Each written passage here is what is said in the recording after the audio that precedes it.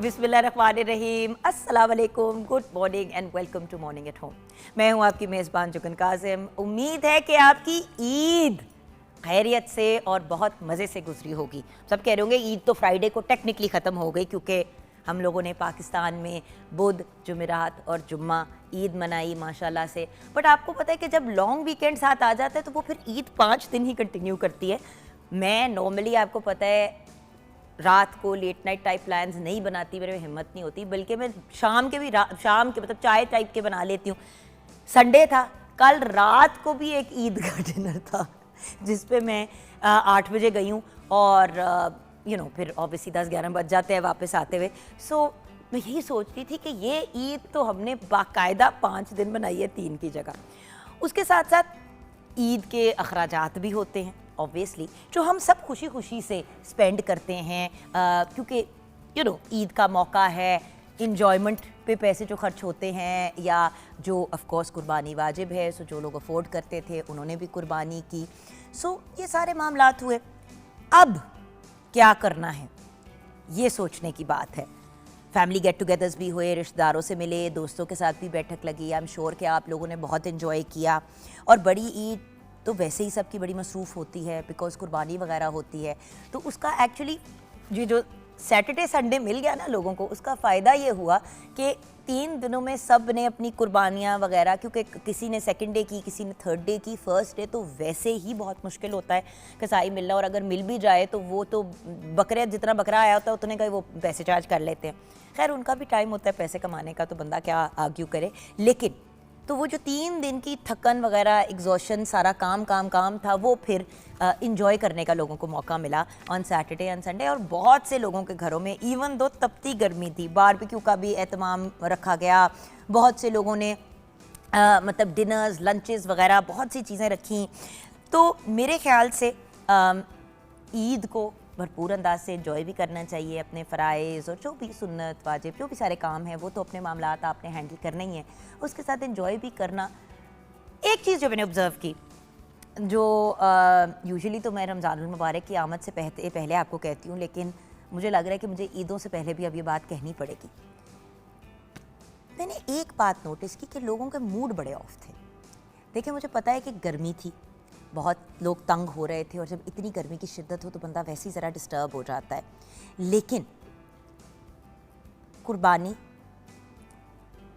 आप जब कर रहे होते हैं, उसके बाद जो मामलात होते हैं, फिर जब आप कुर्बानी का गोश्त स्पेशली बहुत से लोग घरों के बाहर मुस्तहिक लोगों को बांट रहे होते हैं, उस वक्त जब लोग बदतमीज़ी से या अग्रेसिवली या थैले लोगों के हाथ में पकड़ा, अजीबोगरीब से ऐसे ऐसे करके पकड़ाते हैं, तो मेरे ख्याल से व्यूअर्स वो थोड़ा सा एक मायूब सी बात हो जाती है। मुझे पता है कि बहुत से लोग जमा हुए होते हैं और वो मांग रहे होते हैं और आप भी उनको दे रहे होते हैं। लेकिन देखें, आप चले अगर 1 किलो भी कुर्बानी का गोश्त दे रहे हैं, 2000 से लेके 5000 की आप एक चीज़ किसी को गिफ्ट के तौर पे ही दे रहे हैं ना, तो आप जब वो गोश्त किसी को पकड़ाते हैं तो बाइज़्ज़त अंदाज में दें, एक लाइन बनवा लें, तरतीब से लोगों को दे दें। होता यह है कि लोग जल्दी से इस मामले से फारिग होने की टो में ऐसे गोश्त बांट रहे होते हैं कि लगता है कि जैसे मगरो ला रहे हैं। सो बस ये एक रिक्वेस्ट थी व्यूअर्स कि मिजाज को पॉजिटिव रखना, अपने मिजाज के अंदर तलखी को कम करना, पॉजिटिवली लोगों के साथ डील करना, और एक अच्छा अमल करते हुए मुंह पे मुस्कुराहट रखना भी एक बड़ी इम्पॉर्टेंट चीज़ है। ख़वातीन वगैरह बहुत से लोग किचन में काम कर रहे होते हैं, घर की सफाइयाँ, चीज़ें, मूड ऑफ होता है, बच्चों को भी डांटे पड़ रही हैं, फिर सुबह नमाज के लिए जब लड़कों को और सबको जगाना होता है, मर्द हज़रात को, उस दौरान भी चीखम धाड़म घर में चल रही है। सो मेरा सिर्फ पॉइंट ये है कि ये इंजॉयमेंट के दिन होते हैं। उस इंजॉयमेंट से पहले अगर या उस इंजॉयमेंट के दौरान अम्मा अब्बा चीखे मार रहे हैं, घर में सबका मूड ख़राब है, डांटे पिट रही हैं, गोश्त बांट रहे हैं, तो वो भी एक बुरे मूड में बंदा कर रहा है, तो फिर कौन सी ईद और कौन सी ईद की खुशियाँ। द पॉइंट इज़ खुशियाँ बांटने का मतलब ये है कि with a smile on your face. तो ये एक चीज़ मेरी ऑब्जर्वेशन थी। दूसरी बात जो मैंने ऑब्ज़र्व की, सफाई, अमेजिंग लेवल ऑफ सफाई सुथराई। ऑनेस्टली व्यूअर्स, मैं लोगों को भी यहाँ पे बहुत दाद दूंगी, and then of course government और इंतज़ामिया को भी बहुत ज़्यादा मैं क्रेडिट दूंगी। लोगों को इस पॉइंट ऑफ व्यू से कि लोगों ने कुर्बानी की उसी वक्त मैंने देखा कि लोगों ने पानी बहा के जगह को नीट एंड क्लीन किया, फिर डिटॉल का पानी भी फेंका। ज़्यादातर लोगों ने अपनी कुर्बानी के मामला जैसे ही ख़त्म हुए साथ साथ चीज़ें जो है वो नीट करनी शुरू कर दी। तो ये बहुत मुझे अच्छा लगा। और फिर लोगों ने चीज़ों को बड़े अच्छे तरीके से डिस्पोज ऑफ किया, अपने बैग्स वगैरह रखे, वो गार्बेज डिस्पोजल वाले लेके गए। तो मैं यहाँ पे गवर्नमेंट का भी तहे दिल से, स्पेशली पंजाब, क्योंकि देखें हमने तो ईद पंजाब में मनाई है, आई डोंट नो कि सिंध, बलूचिस्तान, KPK, गिलगित बल्तिस्तान में क्या मामलात रहे, लेकिन सफाई सुथराई के पॉइंट ऑफ व्यू से आई हैव टू से कि मैं बहुत बहुत इम्प्रेस थी। पिछले साल तो हालात अच्छे थे, इस बार तो अगर ये कहूँ कि पता ही नहीं चला कि कुर्बानी हुई तो ये बात गलत नहीं होगी। कहीं पे कोई ऐसी चीज़ फिकी, कोई ऐसा बाकी जो बकियात होते हैं जानवर के, कोई ऐसा चीज़ नहीं नज़र आई। और बड़े अच्छे स्पॉट्स बने हुए थे जहाँ पे जाके आप चीज़ें डोनेट भी कर सकते हैं, आप छोड़ भी सकते हैं, डिस्कार्ड करनी है, आपके घरों से आके सामान लेके गए। और उससे ईद के कुछ दिन पहले जो बैग्स प्रोवाइड किए गए कि भाई इनके अंदर प्रॉपर तरीके से डिस्पोज कीजिएगा, क्योंकि वो बैग्स भी बायोडिग्रेडेबल थे। तो जब वो फेंके जाएंगे साइट के अंदर तो वहाँ पे वो जो है वो प्लास्टिक की तरह उसके नेगेटिव असरात नहीं होंगे, वो वहीं पे मिट्टी के अंदर घुल जाएगा और वो हमारी इन्वायरमेंट को, आबो हवा को डैमेज नहीं करेगा। सो ये भी हुआ। अब मैंने ईद के दिन क्या किया, I will be very honest, पहला दिन ईद का जो है वो बहुत हेक्टिक होता है। सारे जो फैमिली के बड़े खालाज, फुफोज, मामूज, चचाज, तायाज, मतलब जो भी हैं, हम लोग उनसे जाके कोशिश करते हैं कि मुलाकातें कर लें, उस टाइम पे चले जाएं जब उनकी इंटायर फैमिलीज़ हैं। तो सुबह ईद की नमाज़ के लिए हसन और फैसल गए। ऑब्वियसली हमज़ा भी नहीं आए थे। हमज़ा भी बाय द वे कल सुबह 1:30 बजे की फ़्लाइट पे पहुंच गए। ईद मिस हो गई हमज़ा की पाकिस्तान में, बट दैट्स ओके। हम व्हाट्सएप कॉल पे कॉन्स्टेंटली कम्युनिकेट कर रहे थे। तो फर्स्ट डे तो फैमिली वगैरह ये वो, अच्छा लंच था मेरी मदर इन लॉ के घर। उसके बाद फिर हम गए टू माय मदर्स हाउस, मेरी अम्मी के घर। वहाँ पे हमने चाय वगैरह पी, भाभी, भाई, मेरा नेफ्यू हुसैन, शैनू बुलाते हैं मुझको, हमारा पालन पारा सान, शैनू के साथ हमने ईद एंजॉय की। बच्चों ने भी बड़ा हल्ला गुल्ला किया, हसन, नूर, मैं, फैसल, हमज़ा नहीं, हमज़ा बाद में आए, और उसके अलावा मतलब मेरी बहन भी। तो it was a really really nice Eid. अच्छा, अब कुर्बानी हमारी सेकंड डे थी। बाय द वे व्यूअर्स, ये पहली दफ़ा हुआ है जब से मैं कुर्बानी कर रही हूँ कि मैंने कुर्बानी सेकंड डे पे रखी, क्योंकि मुझे एहसास हुआ लास्ट ईयर भी कि जब कुर्बानी और सबको मिलना दोनों आप एक दिन पे करते हैं ना, तो या तो कुर्बानी ठीक तरीके से ये कि देखिए खड़े होके सही तरह से कट कराना पड़ता है, गोश्त प्रॉपर तरीके से उसकी सफाई वगैरह करवानी होती है। आप ना खड़े हो तो वो सही तरीके से नहीं करते। सो होता ये था कि वो कुर्बानी का गोश्त फिर उस तरीके से नहीं काटा जाता था और सफाई सुथराई नहीं की। तो हमने फिर आराम से सेकंड डे कुर्बानी रखी और सारा दिन कुर्बानी के मामलात, लोगों पे घर भिजवाना, चीज़ें करना, सारा कुछ। फिर थर्ड डे ईद के बेसिकली हमारा कुछ फ्रेंड्स का गेट टुगेदर हुआ। हमारी दोस्त निदा ने ईद मिलन पार्टी रखी तो हम वहाँ पे भी गए, और 1 डिश थी तो सब एक एक डिश बना के लेके गए। फिर खाने पीने की बात करें, सीख कबाब, कलेजी, पुलाव, पाए, बिरयानी, कोरमा की पता नहीं क्या है जो नहीं बना। सो ईद वॉज एब्सोल्युटली वंडरफुल। सो ये मेरी ईद थी। अब शेफ़ फ़खरुन्निसा से जानते हैं कि उनकी ईद कैसी गुजरी। अस्सलाम वालेकुम। वालेकुम अस्सलाम। गुज़िश्ता ईद मुबारक। खैर मुबारक आपको भी बहुत बहुत मुबारक हो। फ़खरुन्निसा, आपके तो जैसे मैंने सुबह भी आके कहा, ईद के बाद तेवर ही बदल गए। क्या बात है आपकी। बाय द वे, मुझे रियलाइज़ नहीं हुआ, बट आई हैव रिसेंटली पिछले साल डेट में रियलाइज़ कि purple is one of my favourite colours. अब पूछे रियलाइज़ कैसे किया? कैसे? मैं जब भी कोई चीज़ खरीदूं मैं नेचुरली पर्पल की तरफ जाती थी।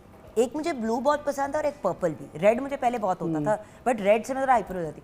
तो मैंने नोटिस किया कि पिछले कुछ अर्से मेरी बोतलें भी पर्पल, मैं कोई पेन खरीदूं purple, her cheese purple. So purple is become one of my. और ये तो आपने बड़ा खूबसूरत जामुनी कलर पहना हुआ है। हाँ जी। सर पे जो स्कार्फ पहना है, ब्यूटीफुल आउट। ये भी ईद के कपड़ों में से एक है।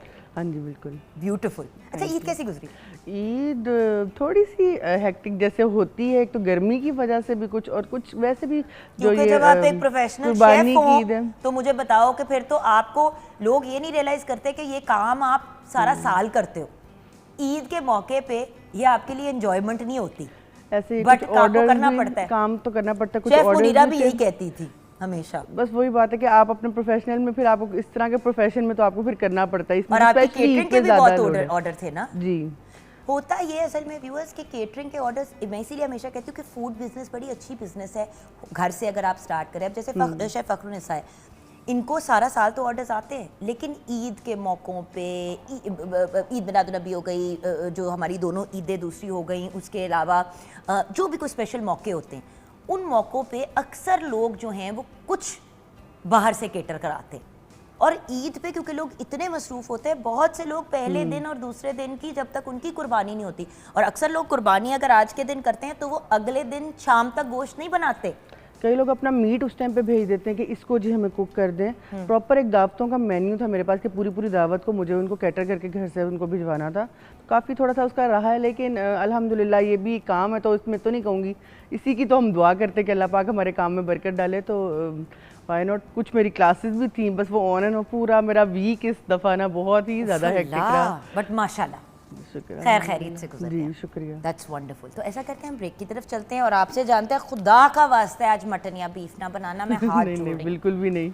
ये नहीं है, बात ये नहीं है कि मैं भी खाऊंगी कि नहीं, उसको बनते हुए देख के भी ना, देख के भी। अमीन अल्लाह का बड़ा करम है, हम सब ने अल्लाह का शुक्र है बहुत खाया है, लेकिन बस बस कुछ अब दिन थोड़ा जरा, सा, हाँ। और अगर थोड़ा सा हम इस हफ्ते देसी से इज्तनाब कर लें और थोड़ा सा कॉन्टिनेंटल, कुछ पैन एशियन, इसकी तरफ आए तो व्यूअर्स मज़ा आएगा। तो किचन में आएंगे ब्रेक के बाद, लेकिन ब्रेक में जाते जाते ये बता दूं कि आज 1 जून है और ग्लोबल डे ऑफ पेरेंट्स हर साल इस दिन मनाया जाता है। इस दिन का मकसद है वालिदैन की कुर्बानियाँ, मोहब्बत, रहनुमाई और बच्चों की तरबियत में उनका अहम किरदार जो है उसको तस्लीम किया जाए। ये दिन यूनाइटेड नेशंस ने 2012 में ऑब्ज़र्व किया था कि दुनिया भर के वालिदैन की अहमियत को उजागर किया जाए। वालिदैन हमारी ज़िंदगी के पहले उस्ताद होते हैं, हमारी पहली दरसगाह हमारी माँ की गोद होती है, माँ के पैरों तले जन्नत, बाप उस जन्नत का दरवाज़ा। ये सब चीज़ें जब हम कहते हैं और जब अपने माँ बाप को इतनी रिस्पेक्ट और रिकार्ड और पलकों पे बिठाते हैं, तो उसके पीछे रीज़न क्या है? उनकी कुर्बानियाँ, उनकी सैक्रिफाइसेस, उनकी मेहनत, अपने कंफर्ट जोन से निकल के हमें कंफर्टेबल करना। सो आज हम इस टॉपिक पे भी आगे जाके बात करेंगे, लेकिन पहले ज़रा ईद के मामलात जो हुए हैं उनसे डिटॉक्स भी हमने थोड़ा सा करना है, तो वो डिटॉक्स भी हम डिस्कस करेंगे ज़ैनब गोंदल से। बट अभी किचन के बाद, अभी ब्रेक के बाद, किचन के बाद नहीं, किचन के बाद ब्रेक में मिलेंगे, ब्रेक के बाद किचन में मिलेंगे। आप हमारे साथ रहिएगा।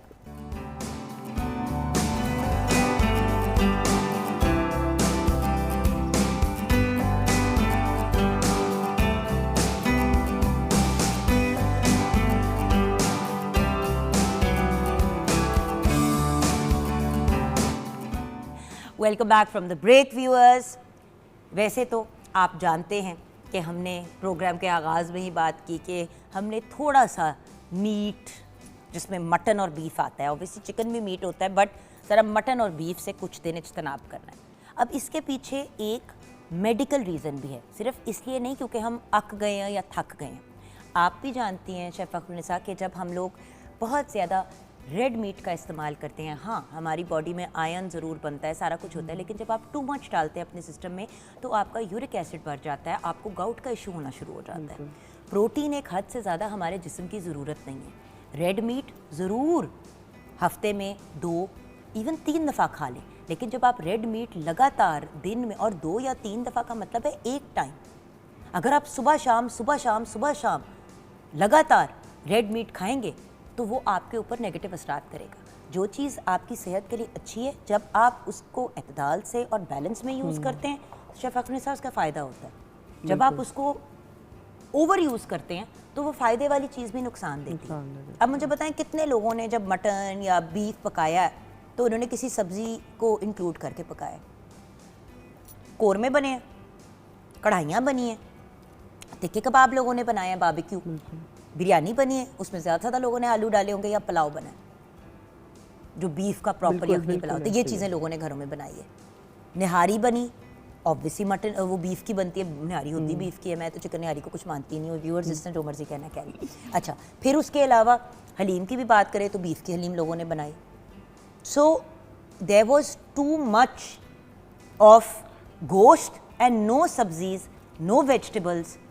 और फ्रूट में भी आपको पता है कि अपना वाटरमेलन वगैरह तो बिल्कुल सीजन से अब जा रहा है, हाँ जी, बस जायका था। और आम आ रहे हैं तो लोगों ने बेसिकली आम खाए, बिल्कुल आम और क्रीम मिक्स करके उसके मीठे खाए हैं, अभी आम में भी थोड़ी सी खटास है तो लोगों ने इसी तरह ही उसको यूज आम किया। क्रीम और मीठा, और फिर ये। तो आप थोड़ा सा वेजिटेबल्स, फ्रूट्स को अपनी डाइट में प्लीज़ री इनकॉर्पोरेट करें, ये हर रोज़ की ज़रूरत है। तो अब शेफ़ अफरोज़ निसा इस चीज़ को मद्देनज़र रखते हुए आज का हमारा मेन्यू बताएं। आज हम बना रहे हैं पैन एजियन, हम चिकन शाशलिक में इसको लेके जा रहे हैं। थोड़ा सा हमने कहा कि ज़रा मीट वगैरह से, जिस आपने अभी बताया, और एग फ्राइड राइस। जी, एग फ्राइड राइस। अच्छा, अब देखिए ना, चावल भी लोगों ने खाए हैं इस, बट ज़्यादातर लोगों ने नान रोटी वगैरह हाँ खाए। जी, ऐसे ही है। सो हमें पुलाव और बिरयानियाँ ये सब कुछ चलता रहे, तो अब थोड़ा सा ज़रा वेजिटेबल राइस की तरफ आते हैं। थोड़ा सा अपने जो है ना मैं वापस हाथ साफ कर लूं क्योंकि वो जूते चेंज किए थे ना, not that I touch them but थोड़ा सा दिमाग। अच्छा, सो अब मुझे बताइए कि मैं अपना काम थोड़ा स्टार्ट कर देती हूँ, तब तक आप एग फ्राइड राइस का हम मटेरियल उतने इसको स्क्रैम्बल एग कर लेते हैं, इसमें थोड़ा सा सॉल्ट ऐड कर लें और ये कर लेते हैं। उतनी देर में चिकन को मैरिनेट करती हूँ, साथ साथ हम चिकन फ्राई कर लेंगे अपना शाशलिक के लिए। बिल्कुल सही। तो फिर मैं आपके एग साथ को फ्राई रेसिपी करके मैंने बस एक प्लेट में निकाल लिया बस उसके बाद मैं फिर रेसिपी भी शेयर कर दूँ, बस इसको मैरिनेट कर लूँ, मैं आपके साथ सारी रेसिपी भी शेयर करूँ। मैरिनेट कर दे तो मैं चिकन को फ्राई करना हाँ जी। शुरू कर दूंगी, क्योंकि बात यह है कि व्यूअर्स, शाशलिक हर किसी का एक फेवरेट डिश होती है। एवरीबडी लव्स शाशलिक,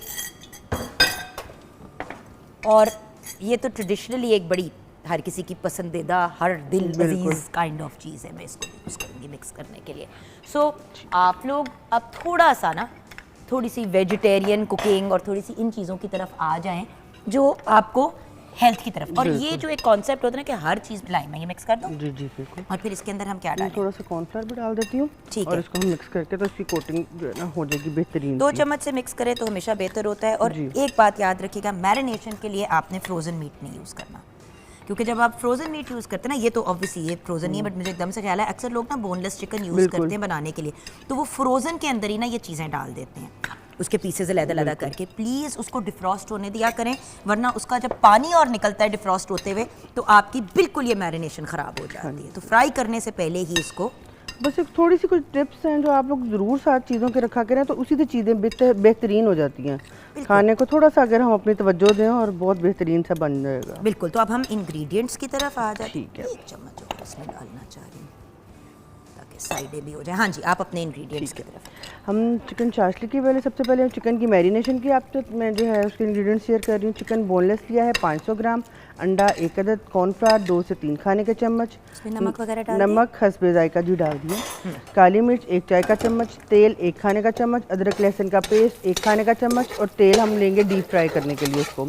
और ग्रेवी के लिए हम लेंगे तेल 2 से 3 खाने के चम्मच, लहसुन 1 खाने का चम्मच, केचप 1.5 कप, हॉट सॉस 1 खाने का चम्मच, ऑयस्टर सॉस 1 खाने का चम्मच, सोया सॉस 1 खाने का चम्मच, सिरका 1 खाने का चम्मच, धड़ा मिर्च आधा खाने का चम्मच, नमक हस्बे जायका, चीनी 1.5 खाने का चम्मच, और चिकन स्टॉक जो है वो 2 कप ले लेंगे। जो सब्जियां इसमें यूज़ होंगी उसके लिए हम प्याज लेंगे, शिमला मिर्च, टमाटर 1-1 कप, तेल हम लेंगे 1.5 खाने का चम्मच, नमक हस्बे जायका। एग फ्राइड राइस के लिए एग फ्राइड राइस की भी जुगन रेसिपी शेयर कर दूँ? बिल्कुल, मुझे बस यहाँ बता दें, मैं इसके अंदर कोई सब्जियाँ वगैरह डालनी है करने के लिए? हाँ जी, उसमें कैरेट्स वगैरह को पहले लहसुन डालना है और फिर कैरेट 1 टीस्पून लहसुन डाल के तो फिर कैरेट्स को 1 टीस्पून। एग फ्राइड राइस की रेसिपी मैं आपको शेयर कर रही हूँ। उसके लिए चावल लिए हमने आधा किलो, तेल 2 खाने का चम्मच, अंडे 3 अदद, लहसुन 1 खाने का चम्मच, हरी मिर्च 2 से 3 अदद, गाजर आधा कप, हरी प्याज आधा कप, नमक हस्बे जायका, चिकन पाउडर 1 खाने का चम्मच, काली मिर्च 1 चाय का चम्मच, सिरका 1 खाने का चम्मच, सोया सॉस 1 खाने का चम्मच, और सेसमी ऑयल जो तिल का तेल होता है 1 खाने का चम्मच। ये सारी जो है बेसिक्स इंग्रेडिएंट्स हैं। सेपरेट करना है या सारा ही डालना है? नहीं, सारा नहीं, ओवर क्राउडेड नहीं करेंगे, नहीं तो वो फिर क्रिस्पी नहीं रहेगा, थोड़ा सा उसमें ज़रा अच्छा लगेगा, ज़रा क्रिस्पी। ठीक है, तो सिंगल इसमें जो हमने ऑयल 1 चम्मच डाला है वो उसको सेपरेट करने में बड़ा इजी होता है। जब हम फ्राई करते हैं तो आपस में चिपकता नहीं है उस ऑयल की वजह से। बिल्कुल। तो लेकिन आप उसको देख लीजिए तो मैं इसको डाल देती यहाँ हूँ। पे, हाँ मैं इधर, चलिए मैं राइस को देख लेती हूँ, आप इधर आ जाए। मैं यहाँ आ जाती हूँ ताकि ये जो इरिटेटिंग काम है ठीक है। बट इसके अंदर जो हमने फ्राई करना है उसी के अंदर चिकन को कुक बेसिकली कर लेना है, राइट या नहीं? जी बिल्कुल, हाफ टर्न भी हो जाता है तो ठीक हाफ है। डन भी होता है क्योंकि उसमें कुक तो होना ही है।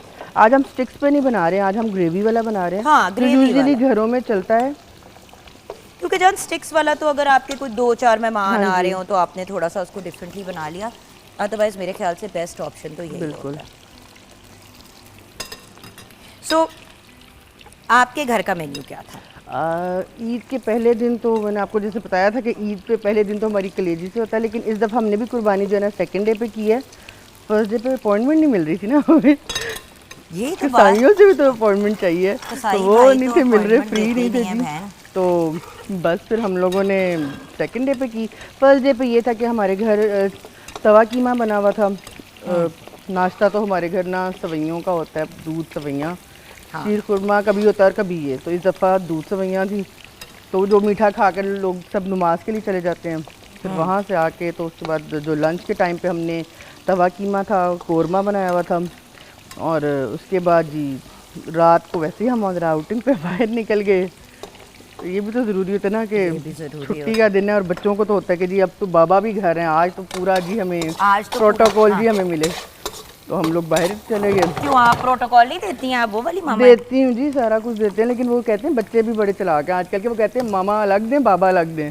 अब मेरी बेटी का ये ओ लेवल्स का एग्ज़ाम है, डील हुई हुई है जी कि मैं पेपर देकर आऊँगी, मुझे आपने हाई टी करवाने लेके जाना है। भाई क्या बात है आपके बच्चों तो जी हाई टी कराने के लिए लेके जानी है? और वो भी सिर्फ मैंने और उसने जाना है, और कोई साथ नहीं जाएगा। नहीं तो मेरा सवाल ये है कि आप इतना ब्रिलियंट खाना बनाती है तो उसको क्या जरूरत है हाई टी पे जाने की? मम्मा किचन में रहेंगी, मम्मा का टाइम चाहिए उसको। अच्छा, जब से मैंने थोड़ा सा काम भी शुरू किया ना तो मेरी बेटी बहुत इग्नोर हो जाती है, तो क्योंकि माशाल्लाह बड़ी भी है तो उसको लगता है कि मम्मा बस जो है ना अपने कामों से निकलती नहीं है, मामा लिफ्ट नहीं करा मामा लिफ्ट नहीं कराती, तो उसके चक्कर हो में गया ना ये? जी हो गया, ये हो गया। सुबह हम अभी चिकन को क्रिस्पी करेंगे। ये ना बड़ा ही इजी रेसिपी है शाशलेक की, और बेसिकली मंचूरियन की बहन ही मैं से जी कहती जी बिल्कुल। मंचूरियन में बस थोड़ा सा ये कि वो थोड़ा सा सॉल्टी और ज़रा सावर है, थोड़ा सा ये स्वीट एंड सार में आ जाता है। हाँ। शाशलिक इसमें थोड़ा सा शुगर का कंटेंट ज़्यादा होता है,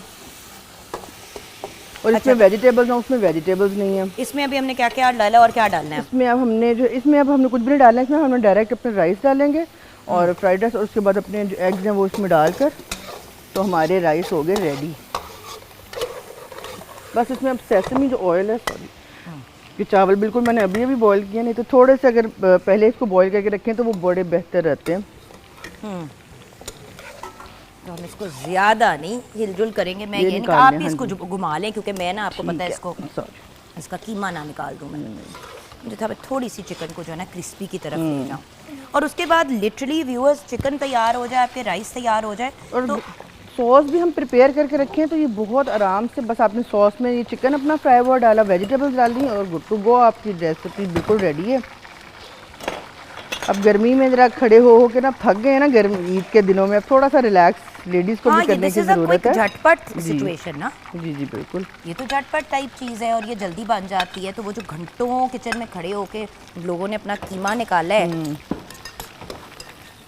बट मेरा पॉइंट ये है कि देखें हर वक्त सालन टाइप चीज़ खानी भी ज़रूरी नहीं होती। लाइट डिशेज, जैसे आपकी बेटी ने कहा कि अम्मी मैंने हाई टी पे जाना है, वो कह सकती थी लंच डिनर पे जाना है। आजकल एक्चुअली वैसे भी बंदे को ना ज़रा लाइट रिफ्रेशिंग चीज़ें चाहिए होती हैं। बिल्कुल इतनी गर्मी है, और गर्मी में प्लीज़ व्यूअर्स अपने साथ कॉन्स्टेंटली पानी पीने के लिए ग्लास या बॉटल ज़रूर रखा करें। बॉटल से मुराद ये कि थर्मस टाइप बॉटल्स हम सबके घरों में होती हैं। किचन में गर्मी ज़्यादा हो जाती है, अपने पास बेशक एक बॉटल रख लें जिसके अंदर आपने थोड़ी बर्फ़ डाली हुई है और कोई अपनी ड्रिंक या ORS टाइप चीज़, नींबू पानी या कुछ, और वो पीते रहें जब आप किचन में होते हैं। यूज़ होता ये है कि गर्मियों में हम लोग रियलाइज़ नहीं करते हैं, हम इतने डिहाइड्रेट हो जाते हैं, इतनी हमारी तबीयत ख़राब होनी शुरू हो जाती है, और हम कहते हैं पता नहीं क्या हो रहा है मुझे, पता नहीं क्या हो रहा है मुझे। आपको असल में वो जो कहते हैं ना लू, या जिसको कहते हैं गर्मी लग जाती है।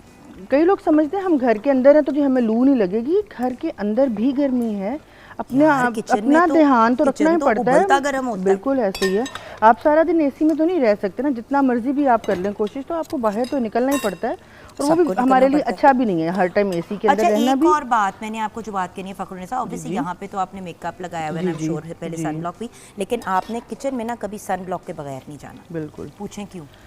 जी बताएं। क्योंकि ये जो सन ब्लॉक है ये सिर्फ आपको यूवी रेज से नहीं, हीट से भी बचाता है, और आपकी स्किन में पिगमेंटेशन और छाइयों से आपको बचाता है। तो मेरी आपसे रिक्वेस्ट है कि जब आप किचन में जाती हैं, मुंह शू वॉश कर लिया, जो मर्ज़ी आपके मामलात है करने वाले वो आपने किए, और उसके बाद किचन में जाने से पहले सन ब्लॉक जरूर लगाएं। बिल्कुल। सन ब्लॉक आपको सारा दिन लगा के रखना चाहिए। मुझे भी ये बात ना बहुत अरसे बाद पता चली। उस वक्त तक छाइयाँ पड़ चुकी होती ऐसे ही हैं है, बिल्कुल और ऐसे 100 ही है। और मसले चल जब रहे पता होते चला हैं। तो मैंने कहा ये तो हमें पता ही नहीं कि किचन में भी जाने टाइम, बस यही पता था कि धूप में जाने टाइम लगाना है, बिल्कुल। ये पता ही नहीं था कि किचन में भी और घर में भी लगा के रखना चाहिए।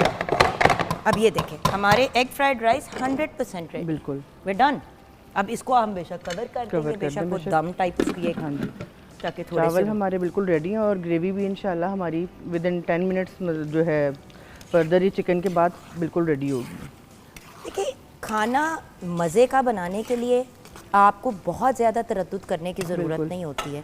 ऑल्सो व्यूअर्स, इतने मज़े की रेसिपीज़ आजकल ऑनलाइन वायरल टाइप आपको मिल जाती हैं, ट्राई दोज आउट। बिल्कुल। और समर रेसिपीज़ की तरफ जाएं। जैसे मैंने अपने यूट्यूब का जो चैनल है मेरा जुगन काजिम के नाम से, उस पर अगर आप जाके देखें तो मैंने समर ड्रिंक्स, डिटॉक्स ड्रिंक्स, बहुत सी ऐसी चीज़ों के उसके ऊपर वीडियोस बना के लगाई हैं कि भाई तैयारी के साथ गर्मी की तरफ चले ना। जब सर्दियों की हम तैयारी करते हैं, जाके कपड़े लेते हैं, ये करते हैं, वो करते हैं, लोग हीटर निकालते हैं और ये सारी चीज़ें करते हैं, तो भाई गर्मियों के लिए भी अप्रोप्रिएट कपड़े। बिल्कुल। अब कल मेरा बेटा आया कनाडा से वापस, ठीक है, सुबह उसका सामान खोला तो मैंने कहा बेटा आप हर चीज़ मिक्स पॉलिएस्टर टाइप मटेरियल की उठा के ले आयो और आप सर्दियों के कपड़े ले आयो।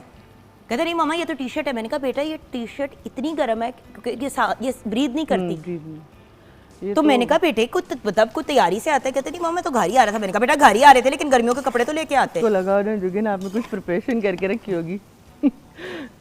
जबकि हमजा के आने पे मैंने क्या किया, टीमू से ना वो जो बॉटल्स नहीं होती है पानी वाली उस टाइप की, क्योंकि देखिए वो दूसरी स्टेनलेस स्टूल वाली तो 25,000 30,000 रुपए की, 45 तक चले गए हैं। बस ट्रेंड बन गया तो अब उन्होंने भी अपनी वो मार्केट चमका ली। नहीं पाकिस्तान में महंगा हो गया, वरना आप बाहर के मुल्क से अगर ले तो वही 25-30 डॉलर की आती है। बट वही आप सही कह रही हैं, पाकिस्तान में आप अगर परचेस करें रुपयों में तो 45। मैं पागल तो नहीं हूँ, सॉरी हूँ लेकिन इतनी नहीं हूँ, तो इस वजह से मैंने वो कुछ प्लेन काली उसकी थर्मस टाइप बॉटल मंगवा ली। अब मेरा पॉइंट ये है कि हम अगर बच्चों के लिए तरद्दुद करते हैं तो अपनी ज़ात के लिए एज अ वुमन, एज देखो हम हमेशा मर्द को हेड ऑफ द फैमिली कहते हैं, लेकिन actually head of the family खातून इस पॉइंट ऑफ व्यू से होती है कि भाग दौड़ मेहनत वाले सारे काम तो औरत ही कर रही होती है, और औरत इस चीज़ के लिए बनी भी नहीं है। मजे की बात है, औरत तो बड़ी एक नाजुक सी चीज़ है कि जी इसको तो बस घर में प्रोटेक्टिव सा रखें, तो बस हमें जब बाहर निकलना पड़ गया तो हम तो मर्दों के साथ ही जाके खड़े हो गए ना। हाँ बट द पॉइंट इज अपनी ज़ात का ख्याल। मर्द की तबीयत ख़राब होती है वो डॉक्टर पे जाता है, औरत नहीं जाती। सो जहाँ पे हमने अपनी केयर करनी है, मियाँ सुबह दफ्तर के लिए जा रहा है तो टाई ठीक करनी है, उसको पानी, उसका लंच, उसकी सारी चीज़ें हैंड ओवर करनी है, ब्रीफ केस वगैरह, तो किचन में जाने से पहले तो एटलीस्ट थोड़ा सा अपनी ज़ात का केयर कर लें, because this is important viewers. हमारे मुल्क में छाइयों की बहुत ज़्यादा प्रॉब्लम है, हाइपर पिगमेंटेशन की, और लोग कहते हैं पता नहीं क्यों। असल में ख़वातीन को स्पेसिफिकली इसलिए होता है क्योंकि वो चूल्हों पे खड़ी होती हैं विदा, एंड मर्द हजरात हेलमेट पहन लेते हैं लेकिन सन ब्लॉक नहीं लगाया होता, तो गर्दन सारी उनकी डार्क होनी शुरू हो जाती है, यहाँ पे निशान पड़ने शुरू हो जाते हैं। सो द फैक्ट इज़, और हाथ आपके डार्क हो जाते हैं, सन ब्लॉक लगाएं, और स्पेशली अगर तपती गर्मी है तो ग्लव्स के साथ। ख़वातीन भी जो बाइक चलाती हैं या स्कूटी वगैरह, हम दोनों बहनें सोच रही हैं हम स्कूटी लेंगे, लेकिन कीमत सुन के हमने कहा अगले साल, लेकिन हम कोशिश कर रहे हैं, हम बताएंगे ज़रूर। देखिए एक टीजर दे दिया व्यूअर्स को, अब हमारे लिए भी एक मिशन है, 1 जून है, पूरे 6 महीने स्कूटी का सिस्टम बना लेंगे, फिर हम आपके साथ भी शेयर करेंगे व्यूअर्स। चलिए ब्रेक की तरफ चलते हैं, ब्रेक के बाद जब वापस आते हैं तो ज़ैनब आएंगी। अगर आपने भी अगेन कोई सवाल पूछना ज़रूर पूछेगा, बेसिकली उनसे हमने ये डिस्कस करना है कि एक्चुअल डिटॉक्स कैसे करें। चले किचन में ये वाली चीज़ें तो हमने बनानी शुरू कर दी, बट कौन सी चीज़ें अब हम कंज्यूम करें जो हमने इतना कुछ खाया है पिछले दिनों में कि क्योंकि भूख तो फिर भी लग रही है, ऐसे ही है, लेकिन पेट को थोड़ा ब्रेक भी देना है, तो कैसे इसको मैनेज करें कि इसके अब फ़ौरन बाद अगले हफ्ते वजन ना बढ़ा हुआ हो। सो ब्रेक के बाद ज़ैनब गोंदल हमें ज्वाइन करेंगी।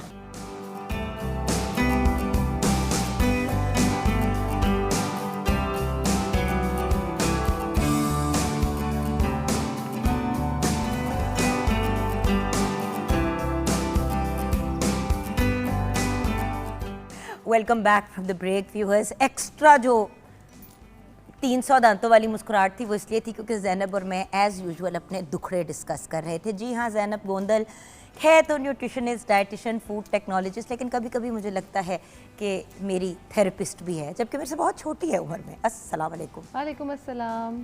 कैसी हो? अल्हम्दुलिल्लाह बिल्कुल ठीक। सबसे पहले तो मैं आपको एक बात कहूँगी जी, जो मैंने फ़ख्रुन्निसा को भी ब्रेक से पहले कही, अपनी ज़ात का ख्याल रखना उतना ही ज़रूरी होता है जितना दूसरों का, ट्रू, इफ़ नॉट ज़्यादा ज़रूरी। बिल्कुल ऐसे ही। इसलिए ज़्यादा क्योंकि आप देखिए, गाड़ी है घर में, उस गाड़ी पे सब रिलाय करते हैं, स्कूल ड्रॉप होते हैं बच्चे, काम होते हैं, वो गाड़ी आपके घर का एक मेन काम करने वाली चीज़ है। जब वो गाड़ी ख़राब हो जाती है तो क्या होता है? फ़ख्रुन्निसा आप बताएं, घर में अगर एक ही गाड़ी है, अगर वो गाड़ी ख़राब हो जाती है हाँ जी, तो कितने लोग डिस्टर्ब होते हैं? सारी फैमिली डिस्टर्ब हो जाती है, पूरा सिस्टम जब पता है जिनके पास अगर एक ही गाड़ी है तो वो तो बिल्कुल सिस्टम आउट हो जाता है, उसी बच्चों तरह। को पिक एंड ड्रॉप, अपना काम, बिजली, बिल्कुल बिजली अगर घर में ना हो, जी, बिजली चली जाए, कोई भी ज़िंदगी की एक मेन या अहम चीज़ लेफ़्ट राइट हो जाए बिल्कुल, तो सिस्टम्स ख़राब हो जाते हाँ हैं। जी, ऐसे ही तो घर की औरत तो ज़ैनब एक बड़ी इम्पॉर्टेंट मेंबर होती है। ट्रू, और स्पेशली अब देखो, आप यू नॉट मैरिड बट आप पेरेंट्स के साथ रहते हो, आपकी एक रिलेशनशिप है अम्मी के साथ, अब्बू के साथ, एक उनकी केयर का भी है। जब अब्बू की कुछ लास्ट ईयर, अल्लाह का शुक्र है कि वो ठीक है ना, अल्हम्दुलिल्लाह, हाँ, yes. अब्बू की तबीयत नहीं ठीक थी तो आप भाग दो, आपका सिस्टम बैठ जाता है तो सारा घर डिस्टर्ब होगा ना। ट्रू, बिल्कुल ऐसे ही है, तो अपनी ज़ात का ख्याल रखना, स्पेशली जब खुशी के मौके आते हैं, ऐसे ही है। उतना ही इम्पोर्टेंट होता है जितने घर वालों का। मैं तो जुगन आपी, आप यकीन करें कि पिछले ऑलमोस्ट कोई 3-4 माह से इस चीज़ पे बहुत काम कर रही हूँ कि आपने अपने हेल्थ पे तो काम करना है, लेकिन आप साथ साथ अपने पेरेंट्स की हेल्थ पे भी फोकस करें। क्योंकि अगर हम अपने पेरेंट्स की डाइट को देखें तो उनकी डाइट में एज सच कुछ होता ही नहीं है। बहुत भी हमारे माँ बाप खा रहे होंगे ना, जनरली मैं बात कर रही हूँ, सुबह उठेंगे फजर के टाइम पे 1-2 ग्लास पानी के पी लेंगे या दही खा लेंगे, सो जाएंगे, फिर उठेंगे चाय के साथ रस ले लेंगे और कहेंगे कि जी बस हो गया, मैं तो फुल हो गई हूँ। ना चाय में कोई प्रोटीन, ना रस में कोई प्रोटीन, ना आपने कोई अच्छा हेल्दी चीज़ ली, उल्टा आपने शुगर्स ले ली, लेकिन पेट आपका फुल हो गया। कुछ टाइम बाद फिर आपको भूख लगनी शुरू हो जाती है और आपका जो मसल लॉस है वो जैसे जैसे आप एज करते जाते हो बढ़ता चला जा रहा होता है। आपका मेटाबॉलिज्म 35 तक तो स्टेबल रहता है, 35 के बाद उसमें एक मेजर डिक्लाइन आना शुरू हो जाती है। और अगर हमने अपने पेरेंट्स पे काम नहीं करना तो कोई दूसरा या तीसरा आके तो उन पे काम कर नहीं रहा होगा। अपनी ज़ात को प्रायोरिटाइज, स्पेसिफिकली मैं उन मदर्स को कहती हूँ, अपनी मामा के साथ मेरी सबसे ज़्यादा जो लड़ाई अगर किसी बात पे होती है तो वो यही होती है कि आप अपना ख्याल रखें। अगर मैं भी आपको कुछ कह रही हूँ करने के लिए और वो आपके किसी काम में हिंड्रेंस आ रही है आपकी सेहत में, आप छोड़ दें। आप अपने पेरेंट्स पे इन्वेस्टमेंट के तौर पे ज़्यादा से ज़्यादा अगर कुछ कर सकते हैं तो वो ये उनको टाइम दें, उनके साथ अच्छा क्वालिटी टाइम स्पेंड करें। ये ना हो कि आप अपने पेरेंट्स के साथ बैठे हुए हो, आप अपना फ़ोन यूज़ कर रहे हो, वो अपना फ़ोन यूज़ कर रहे हैं, उस टाइम का कोई फ़ायदा नहीं। आप उनसे डिस्कस करो, उनको कहीं अगर बाहर लेके जा सकते हो, जितनी आपकी अफोर्डेबिलिटी है आप उसमें लेके जाओ।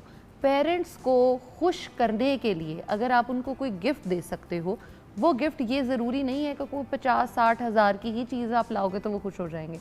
वो माँ बाप हैं, वो तो शायद एक गुलाब का फूल आप बाहर गार्डन अपने से तोड़ के अंदर ले आओगे ना, वो उसमें भी खुश हो जाएंगे कि हमारा बच्चा हमारे लिए एक एफर्ट पुट कर रहा है, हमारा बच्चा हमारे लिए कुछ कर रहा है। तो उनकी डाइट पे, उनकी मसल बिल्डिंग पे ज़रूर फोकस करें, उन्हें एक्सरसाइज कराएं, उनके साथ साथ खुद ट्रेनिंग करें। अब देखिए, मैं आपको एक एग्जांपल देती हूँ। आज ना मेरा बेटा अपना हसन जो है 9 साल का है, उसको बहुत फुटबॉल का शौक है और वो गर्मियों में जो मैंने प्लान आउट की है, नूर बानो को मतलब जिम्नास्टिक्स करती है, हसन जो है वो सारा साल जो है अपना फुटबॉल करता है स्कूल की एक्टिविटीज़ के अलावा। लेकिन जब गर्मियाँ आती हैं तो स्कूल की भाग दौड़ तो ख़त्म हो जाती है। True.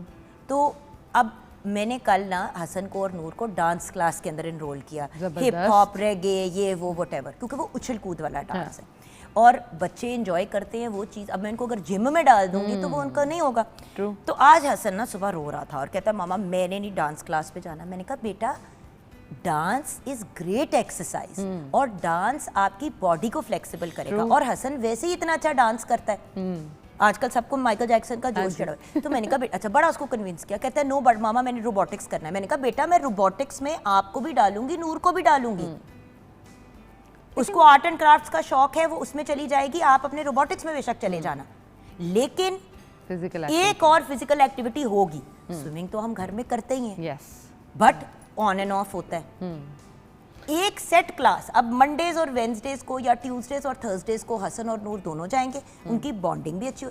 मेरा पॉइंट ये है कि देखिए, जिंदगी को आसान बनाना है। ट्रू, और वर्केबल बनाना है। अब जो पिछले 5 दिन सबने किया है, चांद रात से लेके कल रात तक, तो आज किसी से, जिससे भी सुबह मेरी मॉर्निंग में बात हुई है ना, किसी से भी उठा ही नहीं जा रहा था। सब एक ही बात कर रहे थे, यार आज बहुत मुश्किल उठे हैं, सुबह रूटीन डिस्टर्ब थी, तो खाने की रूटीन भी बहुत ज़्यादा डिस्टर्ब थी। यानी देयर हॉस्पिटल्स में इतना रश था। सिर्फ एक सर्विसेज हॉस्पिटल में 10,000 केस रिपोर्ट हुए। सर्विसेज हॉस्पिटल में व्यूअर्स लाहौर में 10,000 केसेस रिपोर्ट हुए हैं। बाकी जो हुए हैं लाहौर में या पूरे पाकिस्तान में ऑल ओवर, वो अलग हैं।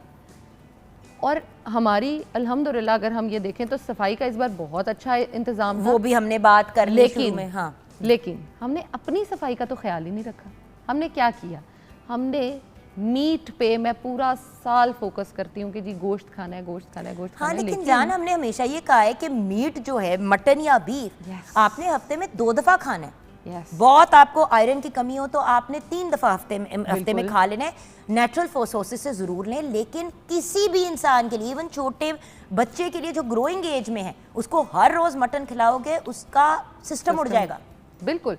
और उससे भी ज़्यादा, जितने ज़्यादा स्पाइसेस डाल के वो कुक हो रहा था, ऊपर से बाहर गर्मी इतनी ज़्यादा थी, मैं हैरान हूँ कि लोगों ने खाया कैसे। एक तो पहली बात कि इतनी सख्त गर्मी में तो आपका लिक्विड्स के अलावा किसी भी चीज़ पे वैसे जाने, सुबह शीर खोरमों से, सेवियों से नाश्ते हुए, फिर लोगों ने कलेजियाँ खाई, उसके बाद लंच हुआ, लंच के बाद चाय के ऊपर भी मेहमान आए, चाय के ऊपर भी कुछ लोगों ने बारबेक्यू सर्व किया, कुछ ने टिक्के सर्व किए, मतलब, और फिर रात का खाना भी था।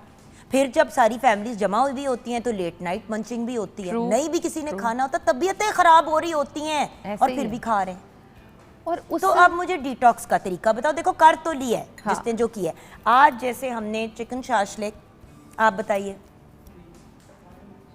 बनाया, और हम पहले भी ये बात जुगन आप ही कह रही थी कि अब इसको ज़रा डिटॉक्स वाटर के जो है ना, ज़ैनब गोंदल से हम कुछ रेसिपी दे दें ताकि जो खाया पिया वो ज़रा हम हजम करें। देखो ना, अब जैसे मटन खाया, अब जो आपने शाशलिक भी बनाया उसमें आपने सब्जियां डाली हैं। बिल्कुल, शिमला मिर्च है, प्याज है, आप कैरेट्स डाल सकते हैं, और ज़्यादा फोकस उन वेजिटेबल्स पे, थोड़ा सा राइस भी आपने ले लिया। राइस भी आपके लिए, सेहत के लिए बुरा नहीं है, स्पेशली जब आपने 5 दिन लगातार नान खाए हैं। एग्जैक्टली। अच्छा, अब बॉडी को डिटॉक्स करने के लिए सबसे पहले तो जो हो गया उसे छोड़ दें।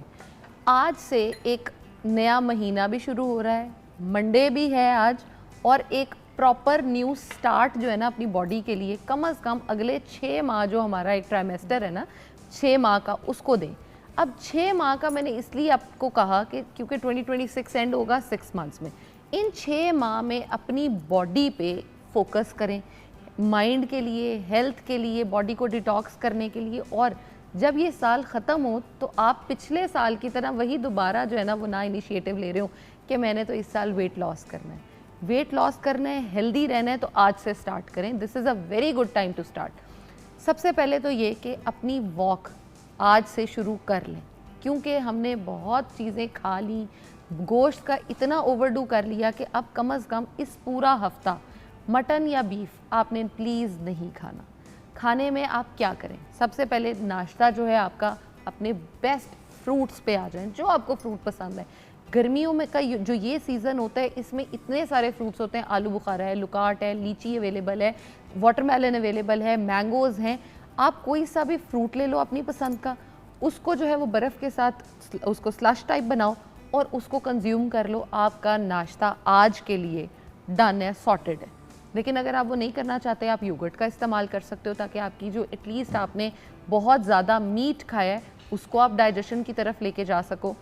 और एक छोटी सी ड्रिंक जो है ना, उसको डाइजेस्ट करने के लिए मैं आपको बता रही हूँ, आप वो स्टार्ट करें। एक लेमन ले लें, अदरक का 1 इंच का पीस ले लें, उसको पानी के अंदर अदरक को बॉईल करें, उसके अंदर नींबू डालें, और थोड़ी सी इसके अंदर जो है ना आपने डालनी है आपकी जो ग्रीन इलायची है वो, और इसको आप पी लें। ये आपकी एक बॉडी की जो डिटॉक्सिफिकेशन का हम प्रोसेस कह रहे हैं ना, उसको स्टार्ट कराने में बहुत हेल्प करेगा। आपकी एक्नी हम लोगों के फेसेस पे देखेंगे, क्योंकि बहुत ज़्यादा नमक, मिर्चें, स्पाइसेस हो गई। सॉफ्ट ड्रिंक का इस्तेमाल लोगों ने बहुत किया। लोगों को लगता है कि जब हम सॉफ्ट ड्रिंक का इस्तेमाल करते हैं ना, वो वज़न कम कराने में भी हेल्प कर रही है और हमारी डाइजेशन में भी हेल्प कर रही है। हालांकि देखिए व्यूअर्स, मैं आपको बताऊँ, इस बार अगर आप चेक करें तो आप जब ऑनलाइन भी ऑर्डर करने की कोशिश करते थे तो आपको सॉफ्ट ड्रिंक, ना सफ़ेद वाली, ना काली वाली, इवन ऑरेंज वाली जो आपको मिल ही नहीं रही थी। क्यों? होता ये है कि लोग अगेन जो आपने बात की है कि अक्सर ख़वातीन स्पेशली ओल्डर जनरेशन के मर्द हज़रात ख़वातीन कहते हैं यार बदहज़मी हो रही है, ज़रा मुझे वो सफ़ेद वाला जो बोतल है वो वाली दे दो। अब सफ़ेद बोतल में चीनी भी है, उसमें कैफीन भी है, उसमें हज़ार और चीज़ें हैं। आपने उसमें थोड़ा सा, असल में जो चीज़ ने आपके हाजमे में हेल्प किया वो लीमू था। Exactly. तो आप लीमू पानी के अंदर थोड़ा सा पुदीना डाल के थोड़ी सौंफ लेके ले लें, वो आपके हाजमे को फिर भी बेहतर कर देगा। True. अब आप सॉफ्ट ड्रिंक ले रहे हैं तो वो थोड़ी देर के लिए अगर आपको रिलीफ देगा तो उसके फौरन बाद आपकी तबीयत को और बिगाड़ेगा। और मजे की बात ये है कि हमें लग रहा है कि और फिर गैस होनी शुरू हो जाती है और लोगों को लगता है हार्ट अटैक होने वाला है। बिल्कुल। और वो हार्ट अटैक नहीं होता, वो गैस होती है। जैसे बल्कि एक बड़ी मजे की स्टोरी है कि एक मेरी जानने वाली है, उनको लगा कि शायद उन्हें जो है ना वो हार्ट के इश्यूज हो रहे हैं, और वो उस टाइम पे यूएस में थी, उनकी जाहिर है वो नहीं थी इंश्योरेंस वगैरह। $11,000 तकरीबन उन्होंने अपने ऊपर लगाया और बाद में पता चला कि उन्हें सिर्फ गैस थी और कुछ नहीं था उनको। $11,000 लिटरली। अच्छा खैर, आपने अपनी हेल्थ पे अगर फोकस करना है तो आपको ये पता होना चाहिए कि जो हम बोतलें पी रहे हैं वो बोतल हमारी सेहत को ठीक नहीं कर रही, डाइजेशन को अच्छा नहीं कर रही, बल्कि जो डाइजेशन हो रही है वो उसको भी स्लो डाउन कर रही है। अच्छा, इसके साथ एक तो ये जो वो वाला, और तेजाबियत में तो बिल्कुल भी सॉफ्ट ड्रिंक नहीं लेनी चाहिए, जिसको हम एसिडिटी कहते हैं। वो आपकी एसिडिटी को बिगाड़ती है, करती है। थोड़ा सा ठंडा दूध बिल्कुल ठीक है, लेकिन अगर वो भी आपको क्योंकि उसमें भी लैक्टिक एसिड है कुछ लोगों को, क्योंकि क्या करते हैं लोग, इतना सा ठंडा दूध लेने के बजाय इतना बड़ा ग्लास पी लेते हैं चीनी और लाल शरबत मिक्स करके। वो खराब कर रहा है। मीठी चीज नहीं लेनी तेजाबियत में व्यूअर्स, मीठी चीज ज्यादा तेजाबियत बढ़ाती है। अगर आपने खुद को डी ब्लॉट करना है ना, आपको ब्लॉटिंग हो गई है, आपको बहुत ज़्यादा ये फील हो रहा है कि जी मुझे गैस के इश्यूज़ हैं, मेरा जो है ना वो बहुत ज़्यादा रिफ्लक्स हो रहा है, मुझे एक सिंपल सी चीज़ अपने घर पे बनाएं और उसको जब आपको ऐसा फील हो इस्तेमाल करना शुरू कर दें। ज़ीरा जो आपके घर में अवेलेबल होता है उसको थोड़ा सा भून लें, सफ़ेद काला जो आपका दिल करे, थोड़ा सा भून लें उसको। आप इसके अंदर ग्रीन इलायची डाल लें, उसके साथ थोड़ी सी सौंफ डालें, अजवाइन डालें और इसको एक जो है ना बॉक्स में डाल के रख लें। जैसे आज फॉर एग्जांपल हम बात करें कि आपने पिछले पूरे हफ्ते को क्लैरिफाई करना है, सुबह उठते ही इसकी हाफ़ टी स्पून जो है वो ले लें और रात को इसकी हाफ़ टी स्पून लें। सुबह कल जब आप उठेंगे आपको कोई तेजाबियत, कोई ब्लॉटिंग, कोई प्रॉब्लम जो है ना वो आपको नहीं होगा। तो इस चीज़ को ज़रूर अपने पास बना के, चाहे बेड के साइड टेबल पे रख लें, किचन में रखें, आपको पता हो कि ये मेरे पास अवेलेबल है, जब मुझे इशू होगा मैं ये खाऊंगी बजाय इसके कि मैं बोतल पी। मैंने ना अपनी वो जो ब्रांड है जो खाने की स्टार्ट किया, उसमें one of the first things I started was detox tea. बिल्कुल, आपको याद है? यस। क्योंकि हमारे जो नेचुरल जड़ी बूटियां हैं, इस पे आपको याद है हमने 4.5 घंटे डिस्कशन की थी कि आप कहें कि कुछ ऐसा ही होना चाहिए जो हमारे बड़े बूढ़े सब इस्तेमाल कर सके और नेचुरल हो, और मतलब टीनेजर्स भी इसको यूज़ कर सके। अब डिटॉक्स टी में अजवैन हो गई, सौंफ हो गई, ये सारी चीज़ें लोग फक्की के फॉर्म में भी लेते हैं, लेकिन जब आप उसको लिक्विड फॉर्म में डिटॉक्स में लेते हैं, अब लोग कहेंगे कि यार चाय कौन ले गर्मी में, चाय सिर्फ गर्म तो नहीं पी जाती। आपने अपनी डिटॉक्स टी बनाई, उसके बाद आपने उसको ग्लास के अंदर, आपने उसको अपने जो भी आपकी बॉटल है वो उसमें डाल दी और उसमें बर्फ़ डाल दी। वो डिटॉक्स टी आप सारा दिन पी। आपको आपका पेशेंट इतना अच्छा आइडिया दे के जाता है कि आप बाद में सोचते हो कि यार ये मुझे क्यों नहीं आया। जैसे मैं पेशेंट्स को अक्सर कहती हूँ कि आपने ब्लैक कॉफ़ी जो है ना, अगर आप जिम जा रहे हो और आपको लग रहा है कि वहाँ जाकर मैं बड़ा डाउन फील करता हूँ, तो आपने वो इस्तेमाल करनी है। तो वो मेरा पेशेंट जो था वो मुझे कहता है, डॉक्टर साहिबा मैं तो ना जो ब्लैक कॉफ़ी है वो मैं ऐसे पीता हूँ कि मैं अपनी बॉटल लेता हूँ, उसमें मैं पानी भरता हूँ, कॉफ़ी डालता हूँ, उसके अंदर मैं बर्फ़ डाल लेता हूँ और मैं उसको शेक करके अच्छी तरह मैं उसको सारा दिन पीता रहता हूँ, क्या ये ठीक है? और आप यकीन करें, मैंने उस टाइम उससे कहा कि मैं तुम्हें बताऊंगी कुछ देर बाद। मैंने इस पर प्रॉपर रिसर्च की कि क्या ठंडी कॉफ़ी ब्लैक है, उसके इफ़ेक्ट्स ब्लैक कॉफ़ी की तरह जो हॉट है उसमें सेम है। आप यकीन करें ठंडी के ज़्यादा अच्छे इफ़ेक्ट्स हैं। तो आपको मैं यही तो बात हमेशा एक्सप्लेन करती हूँ कि चीज़ ठीक होती है, उसको इस्तेमाल करने का तरीका आना चाहिए। गर्मियों में लोग कहते हैं कि यार हम लोग जो है वो गर्म चीज़ें नहीं पी सकते, बिल्कुल ठीक है, चाय कॉफ़ी छोड़ दें, लेकिन कॉफ़ी का 1 चम्मच या ब्लैक टी का भी 1 टी बैग जो है उसकी आप प्लेन ब्लैक टी बना लें, वो आपके वेट लॉस में आपको हेल्प करेगा। और ठंडी बनाएं, नॉर्मल जिस तरह गर्म बनाते हैं बना के उसको बाद में आप डाल दें बॉटल के अंदर, बर्फ़ डाल दें। मैं डिटॉक्स टी की बात करती हूँ, वो डिटॉक्स टी इतनी पॉपुलर हुई कि लोगों ने फिर वेट लॉस टी भी मांगी और लोगों ने पीसीओएस की रिलीफ टी भी मांगी। सो मेरा पॉइंट ये है कि व्यूअर्स को पता है कि उनको चाहिए क्या।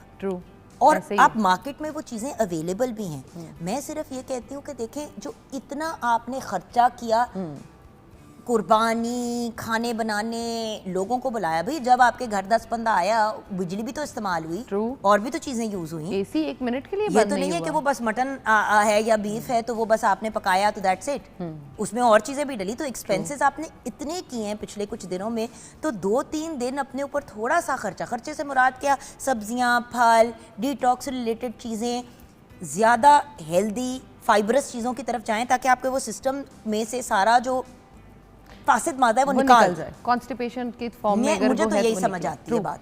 अच्छा, इसमें आपको एक और मज़े की रिसर्च बताती हूँ। यहाँ पे हम तो आज ये बात कर रहे हैं ना कि गोश्त खा लिया, आप गोश्त छोड़ के सब्जियों की तरफ आएँ, चाहे कच्ची खाएं, सलाद खाएं, पका के खाएं, बॉईल करके, जैसे आपका दिल करे, सब्जियाँ खाएं, फ्रूट्स खाएं। रिसर्च मज़े की ये है कि उसमें वो कहते हैं कि हमने चंद लोग लिए जिनमें 100 बंदा था, उनको पिज़्ज़ा 100 के 100 को बहुत पसंद था। हमने 50 को खाली पिज़्ज़ा ही खिलाया, जिसके अंदर जो नॉर्मल ब्रेड होती है, चिकन और आपकी थोड़ी बहुत शिमला मिर्च वगैरह आ गई। दूसरे ग्रुप को हम लोगों ने सेम क्वांटिटी में पिज़्ज़ा दिया, लेकिन उसके साथ हमने 1 कप ऑफ वेजिटेबल दिया, और तीनों टाइम में हमने वो कप ऑफ वेजिटेबल्स उनको खिलाए। अब मज़े की बात यह है कि तकरीबन 6 माह के बाद जब उनके दोबारा टेस्ट किए गए, तो जो खाली पिज़्ज़ा खा रहे थे उनकी बॉडी में ब्लॉटिंग भी थी, एसिडिटी थी, उनका वेट बढ़ा हुआ था। लेकिन जो दूसरी साइड पे वेजिटेबल खा रहे थे, पिज़्ज़ा की क्वांटिटी तो सेम थी, बल्कि हम कहेंगे एक्स्ट्रा वेजिटेबल्स भी खा रहे थे, उनका वेट भी कम हुआ था, उनकी बॉडी में कोई एसिडिटी का प्रॉब्लम नहीं था, कोई ब्लॉटिंग नहीं थी। क्योंकि भाई पिज़्ज़ा क्या है, रोटी है ना। हाँ। अब होता क्या है, आपने सब्जी खाई और वो सब्जी आपने 100% खानी है। Yes. वो जब आपने खा ली तो आधा से ज़्यादा पेट तो आपका भर गया। True. तो अब आपके पास अगर इतना बड़ा फुल पिज़्ज़ा है, आपसे 1 या 2 पीस खाए जाएंगे। Yes. उसके बरक्स अगर आपको एक फुल पर्सनल पैन पिज़्ज़ा दे दिया जाता है, वो पूरा खा लेंगे, क्योंकि दैट्स ऑल। डबल रोटी भी आपने ज़्यादा ली। अब अगर आपने रोटी भी खानी है, हम कहते हैं आधी रोटी खा लें आप, बिल्कुल। राइट। यस। सो अगर 2 स्लाइस कोई पिज़्ज़ा के खा ले और साथ वेजिटेबल्स खा ले, तो एक्चुअली वो एक हेल्दी मील है, क्योंकि उसमें चीज़ भी है जो उसमें प्रोटीन है। अगर उसमें चिकन भी थोड़ी डाली हुई है तो वो भी प्रोटीन आ गई, ब्रेड आ गई, ग्रेन्स आ गए, और साथ में आपने वेजिटेबल्स मिक्स ले ली, तो ऑब्वियसली वेट कम होगा। एक और बड़ा मज़े का कॉम्बिनेशन है, वो एसिडिक है, वो बेसिक है। जब 2 चीज़ें मिलते हैं तो वो खुद को न्यूट्रलाइज करती हैं। जब न्यूट्रलाइज करेंगी तो आपकी बॉडी में उसके सिर्फ न्यूट्रिएंट्स एब्जॉर्ब होंगे, बाकी वो as it is flush out हो जाएगा। अब आप लोग एक जो है ना अपने साथ आज वाटर बॉटल कैरी कर सकते हो, क्योंकि मॉर्निंग है, सारा दिन आपने लेके चलना है। पानी की बॉटल लें, ठंडा पानी लें, आई वोंट से कि रूम टेम्परेचर लें या गर्म लें, ठंडा पानी लें, उसके अंदर 1 खीरा डाल लें, थोड़ा सा पुदीना डालें, उसके अंदर लेमन 2 से 3 डालें, और उसको जो है ना आप कंज्यूम करें। दूसरी चीज़ आप जो कर सकते हैं, अगर आपने अभी तक नाश्ता नहीं किया या अगर कर लिया और 10-15 मिनट हुए नाश्ता किए को, तो आप 1 ग्लास पानी लें, उसके अंदर 1 लीमू स्क्वीज़ करें, थोड़ा सा काला नमक उसमें डालें और वो पी लें। आप उसके बाद भी ये फील करेंगे कि आप बहुत ज़्यादा रिलीव जो है ना वो फील कर रहे हैं। अगर आपके आई बैग्स और ये चीज़ें भी हुई हुई हैं, ज़ाहिर है नमक ज़्यादा खाया, तो आज पूरे दिन में आप नमकीन चीज़ों पे जो है ना वो थोड़ा सा हाथ कम करें। यानी नमक का इंटेक अगर आप घर पे खाना बनाते हुए 1 पूरा भर के चम्मच डालती हैं, तो आज आधा कर लें, और आधा चम्मच नमक करने से ये होगा कि जो बॉडी ने वाटर होल्ड किया हुआ है वो निकल जाएगा बॉडी से। दूसरा, आप फ्रेश फील करोगे। एंड सबसे बड़ी चीज़ ये है कि ज़्यादा से ज़्यादा लिक्विड लें इस वक्त। यस। आपकी एक एग्जांपल गर्मियों में कितनी मज़े की, सर्दियों में कितनी मज़े की बात है, लोग सूप्स भी ले रहे होते हैं, डिफरेंट किस्म की ड्रिंक्स गरम गरम ले रहे होते हैं, ऑरेंजेस खा रहे होते हैं, तो उनके लिक्विड। अब गर्मियों में जब सबसे ज़्यादा आपको ज़रूरत है तो पानी लोग 2 घूंट पी ले और ख़त्म हो गई बात। तो आपको प्यास लगे 1 गिलास पानी पी ले, 1 गिलास पी ले। हर घंटे में कोशिश करें, हर 1-1.5 घंटे में 1 गिलास आपने पानी पीना है। आपके 8 से 10 गिलास आराम से पूरे हो जाएंगे, बिल्कुल 12 हो जाएंगे। और इतनी गर्मी में, और स्पेशली जब आगे मॉनसून और हब शुरू होगा, तब तो बहेगा आपसे पसीना। ऐसे ही है। इसीलिए मैंने इनको अभी शेफा एक तो ये कहा कि अपना भी ख्याल रखना है, और मतलब मेक श्योर कि you take care of yourself. And I said to Fakhrunnisa कि भाई पानी हर वक्त अपने साथ पानी रखें। हम लोग प्रोग्राम करते हुए व्यूअर्स 2 घंटे का प्रोग्राम होता है, किसी गेस्ट के पास आप ये नहीं देखेंगे कि पानी नहीं है, और आप ये भी नहीं देखेंगे ये कि गेस्ट 10 मिनट में आधा ग्लास पी चुका है, बाकी आधा पी के जाएगा। वही कह रही हूँ ना, मतलब पानी एक अल्लाह ताला की बहुत बड़ी नेमत है। यहाँ बैठे बैठे अभी इतना मैंने पी लिया, ये भी बाकी का पी लूंगी। इस घंटे में मैंने 1 गिलास पानी पी लिया, नेक्स्ट आवर में 1 और पी लूंगी। सुबह उठ के भी मैंने एक्सरसाइज करते हुए पानी पिया था, तो 3 गिलास तो मैं ऑलरेडी पी चुकी हूँ 12 बजे तक। बिल्कुल। अच्छा, इसकी एक एग्जांपल आपको देती हूँ। जो हमारा ट्रैक्ट जो है ना वो ख़राब क्यों होता है, हमारी डाइजेशन जो है ना उसको हमने अब ठीक कैसे करना है। ईद पे हम लोगों ने बहुत ज़्यादा ओवरडू कर लिया, बाद में भी जाहिर है मीठे भी खाते रहे, नमकीन भी आता रहा, गोश्त, सब कुछ ओवरलैप हो गया हुआ है। अब जब भी आपकी कोई रोड ब्लॉक हुई होती है तो आपने उसको क्लियर कराने के लिए यही करना होता है ना, या तो बड़ी स्पीड में गुजारो, तो या आप ट्रैफिक को रोक दो पिछली को, ताकि पहले अगली क्लियर हो फिर पिछली ट्रैफिक। यानी कि फास्टिंग। यस। आज पूरे दिन में आपने अगर कुछ खाना है तो वो आप खीरे खाओ, जितने दिल चाहता है खाओ। आपका फ्रूट्स जो हैं, जिसमें वाटरमेलन आपके पास अवेलेबल है, आप जो है कोई भी फ्रूट खाना चाहते हो वो 2 से 3 खाओ, लेकिन अपने गट को, जो आपकी पूरी बेसिकली लाइनिंग है, पकी हुई कोई चीज़ ना खाएं, उसको खाली रखें, उसको टाइम दे डाइजेशन का। नमक नहीं जा रहा होगा बॉडी में, बॉडी उस तरह से जो है वो हजम करने के लिए नहीं आ रही होगी। सिंपल क्या करें, फालसे का जूस पिए, उसमें चीनी ना डालें प्लीज़, नमक ना डालें, खाली फालसा ले सकें तो बेहतरीन हो जाएगा। जैसे पाइनएप्पल है, आप उसकी ड्रिंक ले सकते हो। सिंपल ड्रिंक्स जो है ना उनको ज़्यादा इनकॉर्पोरेट करें। पानी ज़्यादा पिए, क्योंकि आपने अपनी स्किन पे मेकअप बड़ा अप्लाई किया है, बड़ा आपकी स्किन ने गो थ्रू किया है, चूल्हे के आगे भी वैसे भी, तो वो भी हाइड्रेटेड हो जाएगी। दूसरा, क्लिनजिंग अगर कर सकें उसकी तो और भी अच्छी बात है।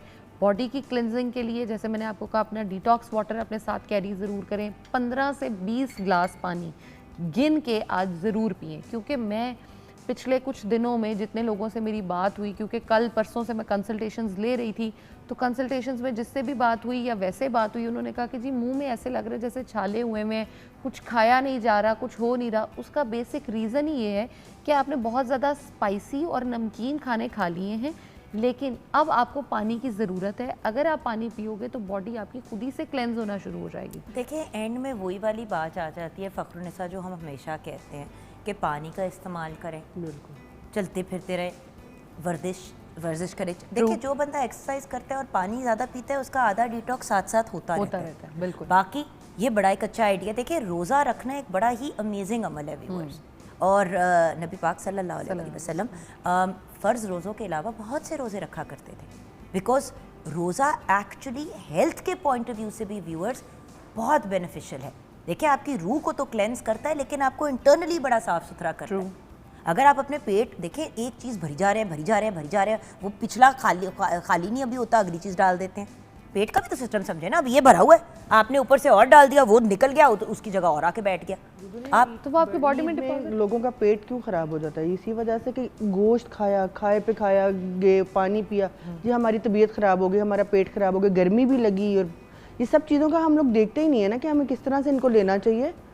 और आपने अपना ये पोर्शन भी सिंगल रेडी कर दिया, ज़रा इसके बारे में हमें बताएंगे? ये हमारा पोर्शन जो है एक तैयार हो गया है शाशलिक का, और जो है इसको मैंने सिंगल सर्विंग का थोड़ा सा प्रेजेंटेशन का तरीका अब मुझे एक बात पता है ज़ैनब, ये देखेंगे एक सिंगल सर्विंग उन्होंने तैयार की। Do you mind coming with me over there?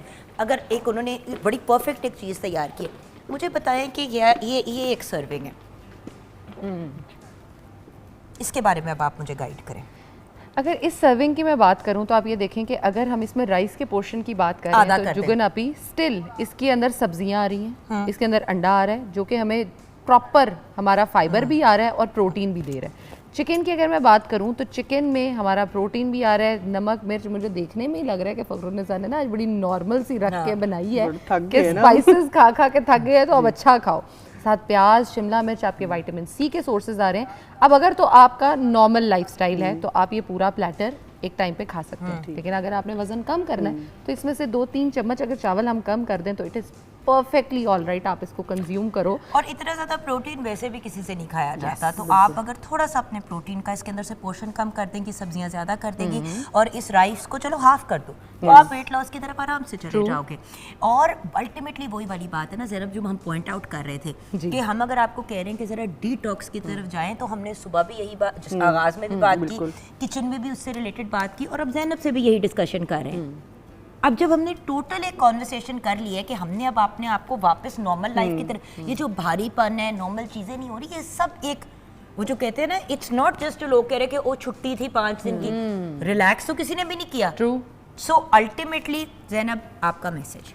Last में मैसेज यही देना चाहूँगी कि ईदें साल में 2 बार ही आती हैं, हमने उन्हें खूब इंजॉय कर लिया है। अब अपनी रूटीन पे जब हमने वापस आना है ना, तो रूटीन पे वापस आने का मतलब सिर्फ ये नहीं है कि अपनी जॉब्स पे वापस आना है। रूटीन पे वापस आने का मतलब ये है अपने खानों को जो है ना वो बेहतर करें, अपनी वॉक एक्सरसाइज की रूटीन जो है उसमें वापस आएँ, और उसके साथ साथ अपना भी ख्याल रखें सबसे ज़्यादा, और अपनी फैमिली का ख्याल रखें, खुद भी खुश रहें और बाकियों को भी रहने दें। क्या खूबसूरत बात कही आपने। और इसी नोट पे ब्रेक की तरफ जाएंगे। फ़खरुन्निसा, आपने भी अपनी डिश तैयार कर दी है, हमने उसको तबसरा भी कर लिया है। अब ब्रेक के बाद जब वापस आएंगे तो global parenting day, like parents को हम एक ट्रिब्यूट पेश कर रहे हैं। तो आज हमारे साथ एक फादर और उनकी बेटी हैं और एक मदर और उनके बेटे हैं, और उनकी रिलेशनशिप पे भी डिस्कशन करेंगे और ये अंडरस्टैंड करेंगे कि पेरेंटिंग में बाप का बेटे की तरफ क्या रोल होना चाहिए और बेटी की तरफ क्या, क्योंकि दोनों को पेरेंट करने का तरीका मुख्तलिफ है viewers.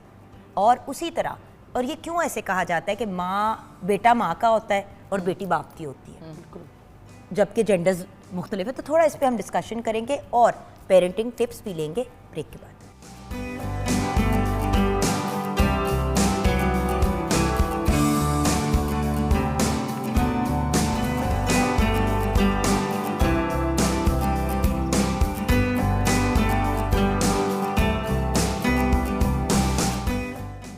Welcome back from the break viewers. आज ग्लोबल डे ऑफ पेरेंट्स है जो हर साल 1 जून को मनाया जाता है।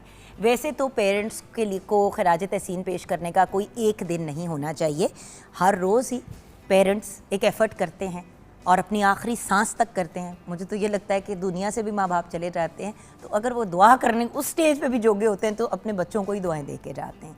सो अल्टीमेटली व्यूअर्स, माँ बाप की एक मतलब अच्छे माँ बाप एक अच्छा मुल्क, एक अच्छी सोसाइटी को तश्कील करते हैं। प्रॉब्लम यह है कि हर जनरेशन दूसरी जनरेशन से मुख्तलिफ होती है। मेरी अम्मा को और मेरे अब्बा को जो चीज़ें ठीक लगती थी या मायूब लगती थी वो उस वक्त उस ज़माने के हिसाब से थी। आजकल की दुनिया में चीज़ें बहुत मुख्तलिफ हैं और मैं अगर अपने बेटे को या बेटों को या बेटियों को उस तरह पेरेंट करने की कोशिश करती हूँ जिस तरह मेरी अम्मी ने किया तो दैट डजंट वर्क। तो वर्कबल तरीके क्या हैं? ऑफ कोर्स पेरेंट्स को खिराज तहसीन पेश करना है, लेकिन किस तरह से हम अपने बच्चों की बेहतर पेरेंटिंग कर सकते हैं जिसमें बच्चे आपके आगे जाके ज़िंदगी में दोस्त भी रहें। वो दोस्ती का एलिमेंट बहुत इंपॉर्टेंट है व्यूअर्स। तो आज 2 सेट्स ऑफ एक फादर एंड डॉटर और एक मदर एंड सन हमारे साथ हैं। उनसे बात करेंगे उनके पेरेंटिंग स्टाइल की, क्योंकि हम इनसे बड़े इंस्पायर्ड हैं और इनकी पेरेंटिंग से, तो हमने सोचा हम इनको ही यहाँ पे बुला के प्रोग्राम पे बात करते हैं। I know people call media के लोग कि वो आके बात करें, लेकिन मीडिया एक एरिया, एक डायनामिक है ज़िंदगी का। There so many other areas, education है, हेल्थ है, there are so many other industries. तो हमने सोचा कि हम ऐसे लोगों को बुलाते हैं जिनसे आपकी डे टू डे नॉर्मल मुलाकात तो होती है, लेकिन शायद आपको ये नहीं पता कि ये कितने अमेजिंग रोल मॉडल्स हैं एज पेरेंट्स। तो आज इनको भी ट्रिब्यूट पेश कर रहे हैं और इस दिन को भी पेश कर रहे हैं। हमारे साथ मेरे बहुत ही प्यारे भाई, बहुत ही brilliant personality, consultant plastic surgeon, उसके अलावा ख़ुद भी आप एक बहुत बेहतरीन इन्वेंटर हैं। मैं तो कहूँगी पूरे पूरे साइंटिस्ट हैं हमारे भाई, एंड ऑथर भी हैं, डॉक्टर अफजाल बाजवा। अस्सलाम वालेकुम। वालेकुम अस्सलाम। डॉक्टर साहब के साथ बैठी हैं उनकी बहुत ही प्यारी और अगर मैं कहूँ एक्सट्रीमली लाडली बेटी तो ये बात गलत नहीं होगी, डॉक्टर सुनैना अफजाल बाजवा हमारे साथ हैं। आप भी of course along with being a doctor researcher भी हैं, इन्वेंटर भी हैं, एंड ऑथर भी हैं। अस्सलाम वालेकुम। वालेकुम सलाम। डॉक्टर साहिबा कैसी हैं आप? मैं बिल्कुल ठीक हूँ। अजीब नहीं लगता इतनी सी उम्र पे लोग जब डॉक्टर साहिबा कहते हैं? हल्का सा तो और लगता होगा ना, कहाँ अब्बा डॉक्टर साहब थे, मैं डॉक्टर साहिबा हो गई। यस। ओके, सो अभी आप लोगों की रिलेशनशिप पे भी बात करेंगे। Then we have a wonderful mother and son duo. हमारे साथ हैं प्रोफेसर डॉक्टर रुबीना जक्कर। ये मेरे बहुत प्यारे भाई की बीवी हैं। मैं इसलिए ये कह रही हूँ क्योंकि भाभी के टर्म को लोग ज़रा नेगेटिवली लेते हैं, लेकिन इनके जो हस्बैंड हैं डॉक्टर साहब बहुत ही प्यारे, बहुत ही नफीस, वंडरफुल ह्यूमन बीइंग। बल्कि ये कपल इतना प्यारा है, इतना प्यारा है। और स्पेशली अगर मैं मैम की बात करूं तो जिस अमेजिंग तरीके से being a fully working woman and a fully मतलब फोकस्ड होम मेकर ऑल्सो, हर चीज़ को मैनेज करके मैम लेके चलती हैं। Specially now that our husband's posting is out of Lahore, तो ये बहुत बड़ी बात है व्यूअर्स कि उस फोर्ट्रेस को, जिसको हम घर कहते हैं, अकेले चलाना। उनके साथ इनके बहुत, और ऑफ कोर्स उसके साथ अगर फुली वर्किंग की बात करें तो chairperson department of gender studies, university of the Punjab. So doctor साहिबा हमारे साथ हैं, एंड देन उनके साथ उनके बहुत ही प्यारे और लाडले तो हैं ना रावी, लाडले तो है ना, है ना? हाँ। तो रावी शायान जक्कर हमारे साथ है। अस्सलाम वालेकुम। वालेकुम सलाम। आपकी उम्र क्या है 13 साल, और कौन सी क्लास में हैं आप? 8 क्लास। अच्छा, अगर मैं आपसे पूछूं कि आपके जहन में, आपकी सोच में ग्लोबल डे ऑफ पेरेंट्स पे हमें क्या बात करनी चाहिए? कि लाइक पेरेंट्स अपने बच्चों की तरबियत कैसे करते हैं। इस चीज़ पे बात करनी चाहिए। तो आप मेरे साथ ये शेयर करेंगे कि मामा जब आपकी तरबियत कर रही होती हैं, जब आपको गाइड कर रही होती हैं, तो वो किन चीज़ों पे फोकस करती हैं? क्या चीज़ें आपको कहती हैं कि बेटा ये चीज़ें बहुत इंपॉर्टेंट है? Like basic manners and like studying. Basic manners and studying. Yes. Okay ma'am, basic manners and studying, actually तो रावी ने बड़ी खूबसूरती से दरिया को कूजे में बंद कर दिया। माँ बाप यही चाहते हैं अपने बच्चों से कि बेटे तमीज़ से ज़िंदगी गुजार लो और पढ़ लिख जाओ, बाकी चीज़ें तो आगे होती हैं। तो आज के दिन के मुनासबत से आप क्या कहेंगी मैडम? बहुत ही इम्पॉर्टेंट डे आज हम उस पर बात करने जा रहे हैं। जैसे कि हम बात करते हैं कि वालिदैन सिर्फ बच्चों की परवरिश नहीं कर रहे होते, बल्कि उनकी शख्सियत, उनकी अखलाकी इक़दार, उनकी तालीम, उनके मुस्तकबिल की भी बुनियाद रख रहे होते हैं। और जब हम पाकिस्तानी सोसाइटी की बात करते हैं तो पाकिस्तानी सोसाइटी में ख़ानदान एक बहुत ही इम्पॉर्टेंट इंस्टीट्यूशन है, जिसमें वालिदैन जो है एक लिंचपिन की हैसियत रखते हैं, एक सेंट्रल पावर हैं। क्योंकि अगर वालिदैन अपने बच्चों की अच्छी तरबियत करते हैं, जब हम अच्छी तरबियत की बात करते हैं तो वो सिर्फ तालीम नहीं है, बल्कि उनकी जो अखलाक, उनकी शख्सियत, उसको भी स्ट्रॉन्ग बनाते हैं। और उसके लिए बहुत ही ज़रूरी है कि हमारा ताल्लुक़ आपस का बहुत ही दोस्ताना हो। क्योंकि जैसे आपने पहले भी बात की ना कि हमारे पेरेंट्स का थोड़ा सा ऐसा रिलेशनशिप होता था पहले ज़माने में। बात ये कि उस वक्त तो माँ बाप के भी बड़े अजीबोगरीब किस्म के रिलेशनशिप्स होते हैं। अजीबोगरीब इस तरह से कह रही हूँ कि इट्स वियर्ड। मुझे लगता था कि हमारे पेरेंट्स की शादियों में भी कुछ फॉर्मेलिटी सी होती थी आपस में, इवन दो मैरिड होते हैं आपस में, इससे ज़्यादा क्या करीबी ताल्लुक हो सकता है? हर चीज़ आप एक दूसरे के साथ शेयर करते हैं लिटरली। तो ऐसे ताल्लुक में, बट उस वक्त ताल्लुकात भी ज़रा फॉर्मल होते थे। अब जो चीज़ सुनैना मैं नोटिस कर रही हूँ, आपकी तरफ आते हैं डॉक्टर साहिबा, कि मैं नोटिस कर रही हूँ कि पेरेंट्स को समझ नहीं आ रही है कि बच्चों के साथ क्या करें। दोस्त बने तो टू मच दोस्त हो जाता है, स्ट्रिक्ट हो जाए तो आपको पता है आप लोगों की जनरेशन नहीं सुनती जब हम ज़ोर ज़बरदस्ती की जाए। तो आप क्या कहेंगी आज के दिन की मुनासबत से?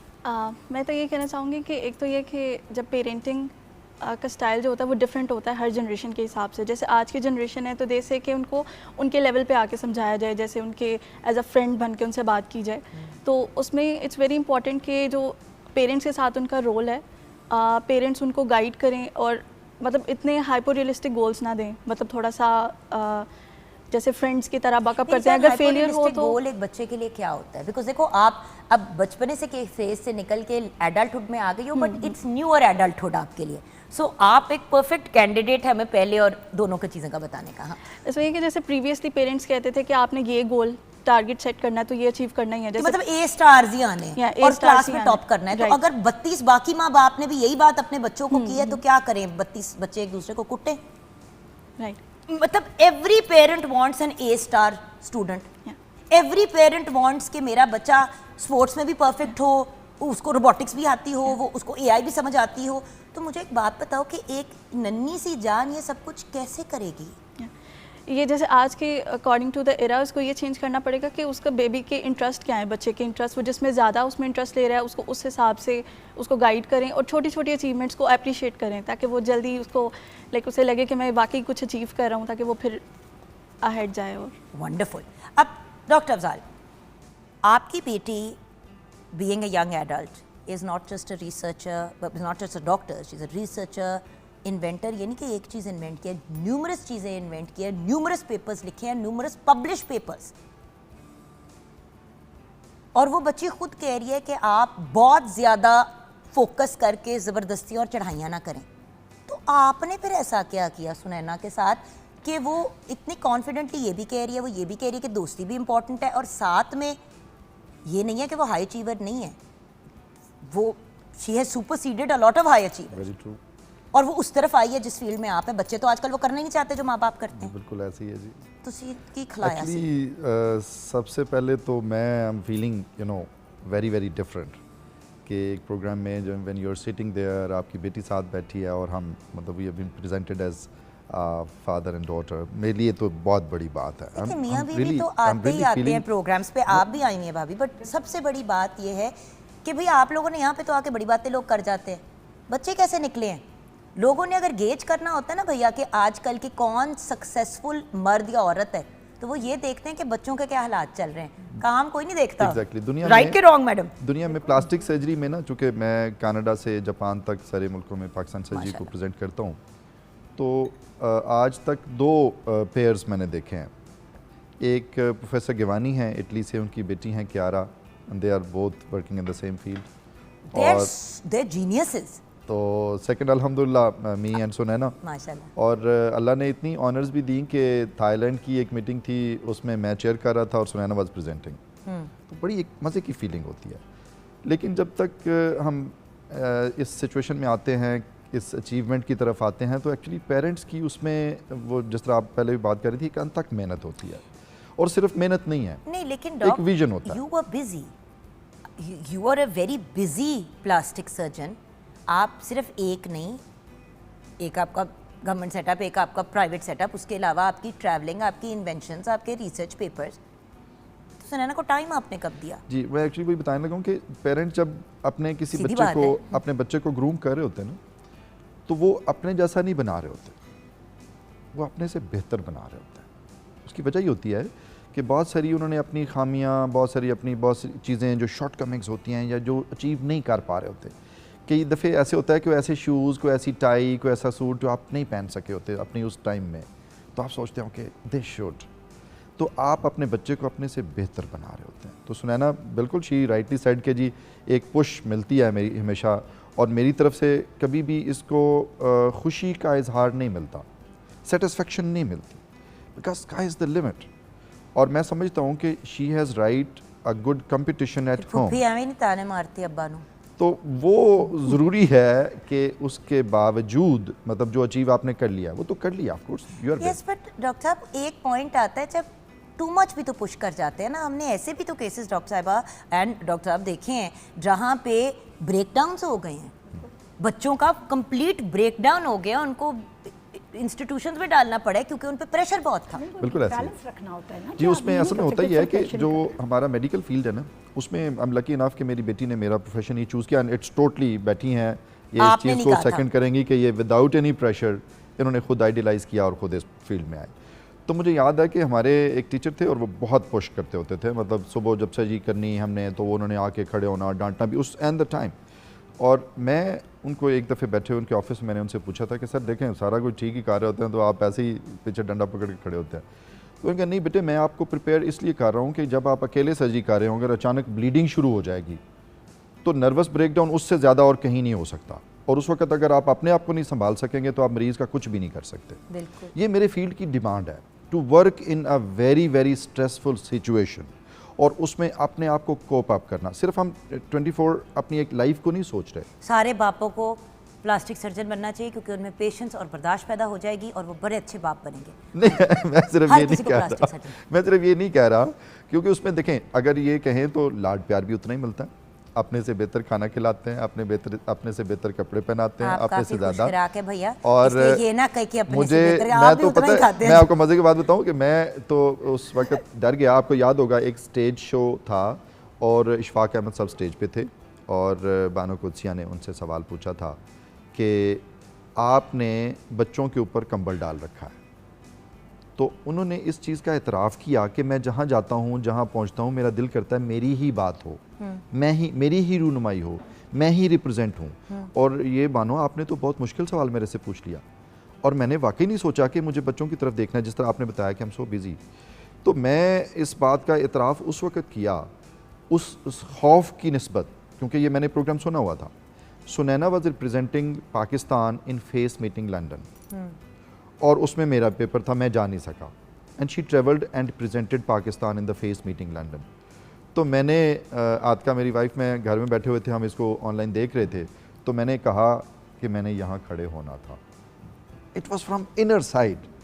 लेकिन फिर मुझे एक सेटिस्फैक्शन हुई, ओके मेरी बेटी खड़ी है, इट्स इक्वली गुड। तो ये अब सेकंड करना, उस जगह पे खड़ा कर देना, बात है मानना, तो ये बहुत बड़ी बात है मानना कि मैंने अपनी बेटी को अपनी फोटोकॉपी नहीं बनाना था, मैंने उसको अपने से बेहतर बनाना था। यहाँ पे ब्रेक की तरफ चलते हैं। ब्रेक के बाद जब वापस आएंगे, एक बड़ा इम्पॉर्टेंट चीज़ जो हमेशा कही तो जाती है पाकिस्तान में, लेकिन इसका मतलब क्या है कि बेटी बाप की होती है और बेटा माँ का होता है। और अगर ये सच है तो फिर आपकी as the mother of a son ma'am क्या इंपॉर्टेंट जिम्मेदारियाँ हैं जो हमें as mothers of sons realise करनी चाहिए, and as a father of a daughter. ये दो बड़े इंपॉर्टेंट डायनामिक्स हैं, और अगर ये हमारे मुल्क में सीधे हो गए ना तो मैम आपको भी पता है 90% of crimes, physical abuse, rape वो ख़त्म हो जाएंगे बिल्कुल अगर गाइडेंस सही मिल जाए। तो ब्रेक के बाद इन दो पेरेंटिंग एक्सपर्ट से हम गाइडेंस लेंगे।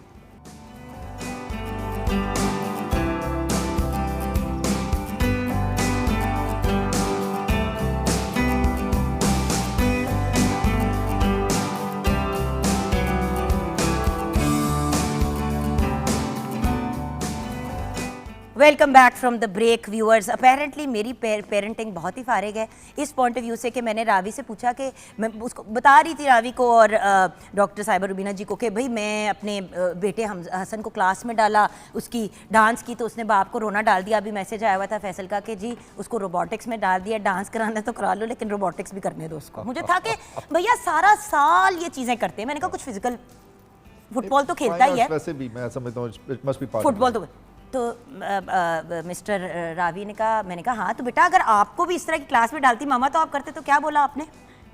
मैंने कहा मुझे पसंद ना आता। क्या है ये? अब ये देखिए ना, ये हमारे पाकिस्तानी बॉयज नहीं, ये यंग बॉयज नहीं, बाहर के मुल्क में लड़के लड़ के हिप हॉप की और इस किस्म की क्लासेस लेते हैं माँ बाप की, बहुत ज़्यादा अक्रॉस द बॉर्डर। इधर क्या मसला है, ये क्या प्रॉब्लम है? अच्छा जरा चले बॉय पेरेंटिंग की तरफ आते हैं। एज अ मदर लड़कों की जब पेरेंटिंग करनी होती है तो कौन सी चीज़ें हैं that a woman should be very mindful of Pakistan में? क्योंकि मेरे घर में तो बेटियां भी हैं, मेरे 5 बच्चे हैं, 3 बेटियां हैं, 2 बेटे हैं, तो मैं तो ये कोशिश करती हूँ कि सबके साथ एक जैसा बिहेवियर होना चाहिए। ये नहीं है कि बेटे के साथ कुछ और हो, बेटी के साथ कुछ हो। ऑल्दो कि मेरी बेटियां कहती हैं कि आप बेटों को बहुत ज़्यादा इंपॉर्टेंस देती हैं, हालांकि ऐसा नहीं है, ये रवि भी आपको बता सकता है। मैं आपको यही तो कह रही हूँ, लेकिन बेटियों के माइंड में ये ज़रूर होता है, क्योंकि देखें एक माँ की ज़्यादा जो बॉन्डिंग है ना वो बेटों के साथ होती है, जो हमारी यहाँ पे कहा जाता है ना, it's very right. At the same time बाप की जो है बेटियों के साथ ज़्यादा स्ट्रॉन्ग बॉन्डिंग होती है। लेकिन मेरा ये ख्याल है कि बॉन्डिंग जो है आपके चाहे बेटी है या बेटा है सबके साथ एक जैसी होती है, लेकिन जो आपके अगर बच्चे, जैसे मेरे 5 बच्चे, सबके साथ मेरी डिफरेंट काइंड ऑफ बॉन्डिंग है, सबके साथ एक जैसी नहीं हो सकती है। और आई थिंक इसके सिर्फ ये नहीं है कि जेंडर का डिफरेंस है, but at the same time it is very important कि आपका बच्चा, जैसे अब मेरा बेटा है वो मेरे साथ बहुत क्लोजली अटैच इसलिए है कि वो शुरू से ही जितना मैं टाइम उसको देती थी वो मुझे भी उतना ही टाइम देता था। वो जितना मैं उसको अंडरस्टैंड करती हूँ वो मुझे भी उतना ही अंडरस्टैंड करता है। वो मेरी सिचुएशन का ख्याल रखता है, मैं उसकी जो जिस फेज से वो गुजर रहा होता है उसको ज़्यादा मैं ख्याल रख रही होती हूँ। लेकिन रुबीना जी देखें, लड़कों की जब अपब्रिंगिंग पाकिस्तान में की जाती है, मेरे ख्याल से वहाँ पे कुछ कोताहियाँ की जाती हैं, कुछ ज़्यादतियाँ होती हैं।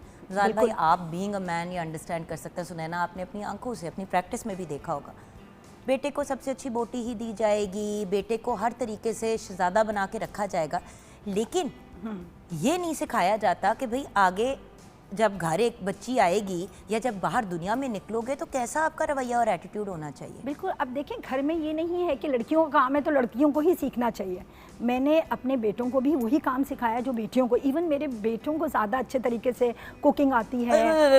अभी रावी से पूछिए। अच्छा रावी जी, सर ये बताइए कि आपको घर के कौन कौन से काम आते हैं करने? Like I can throw out the trash.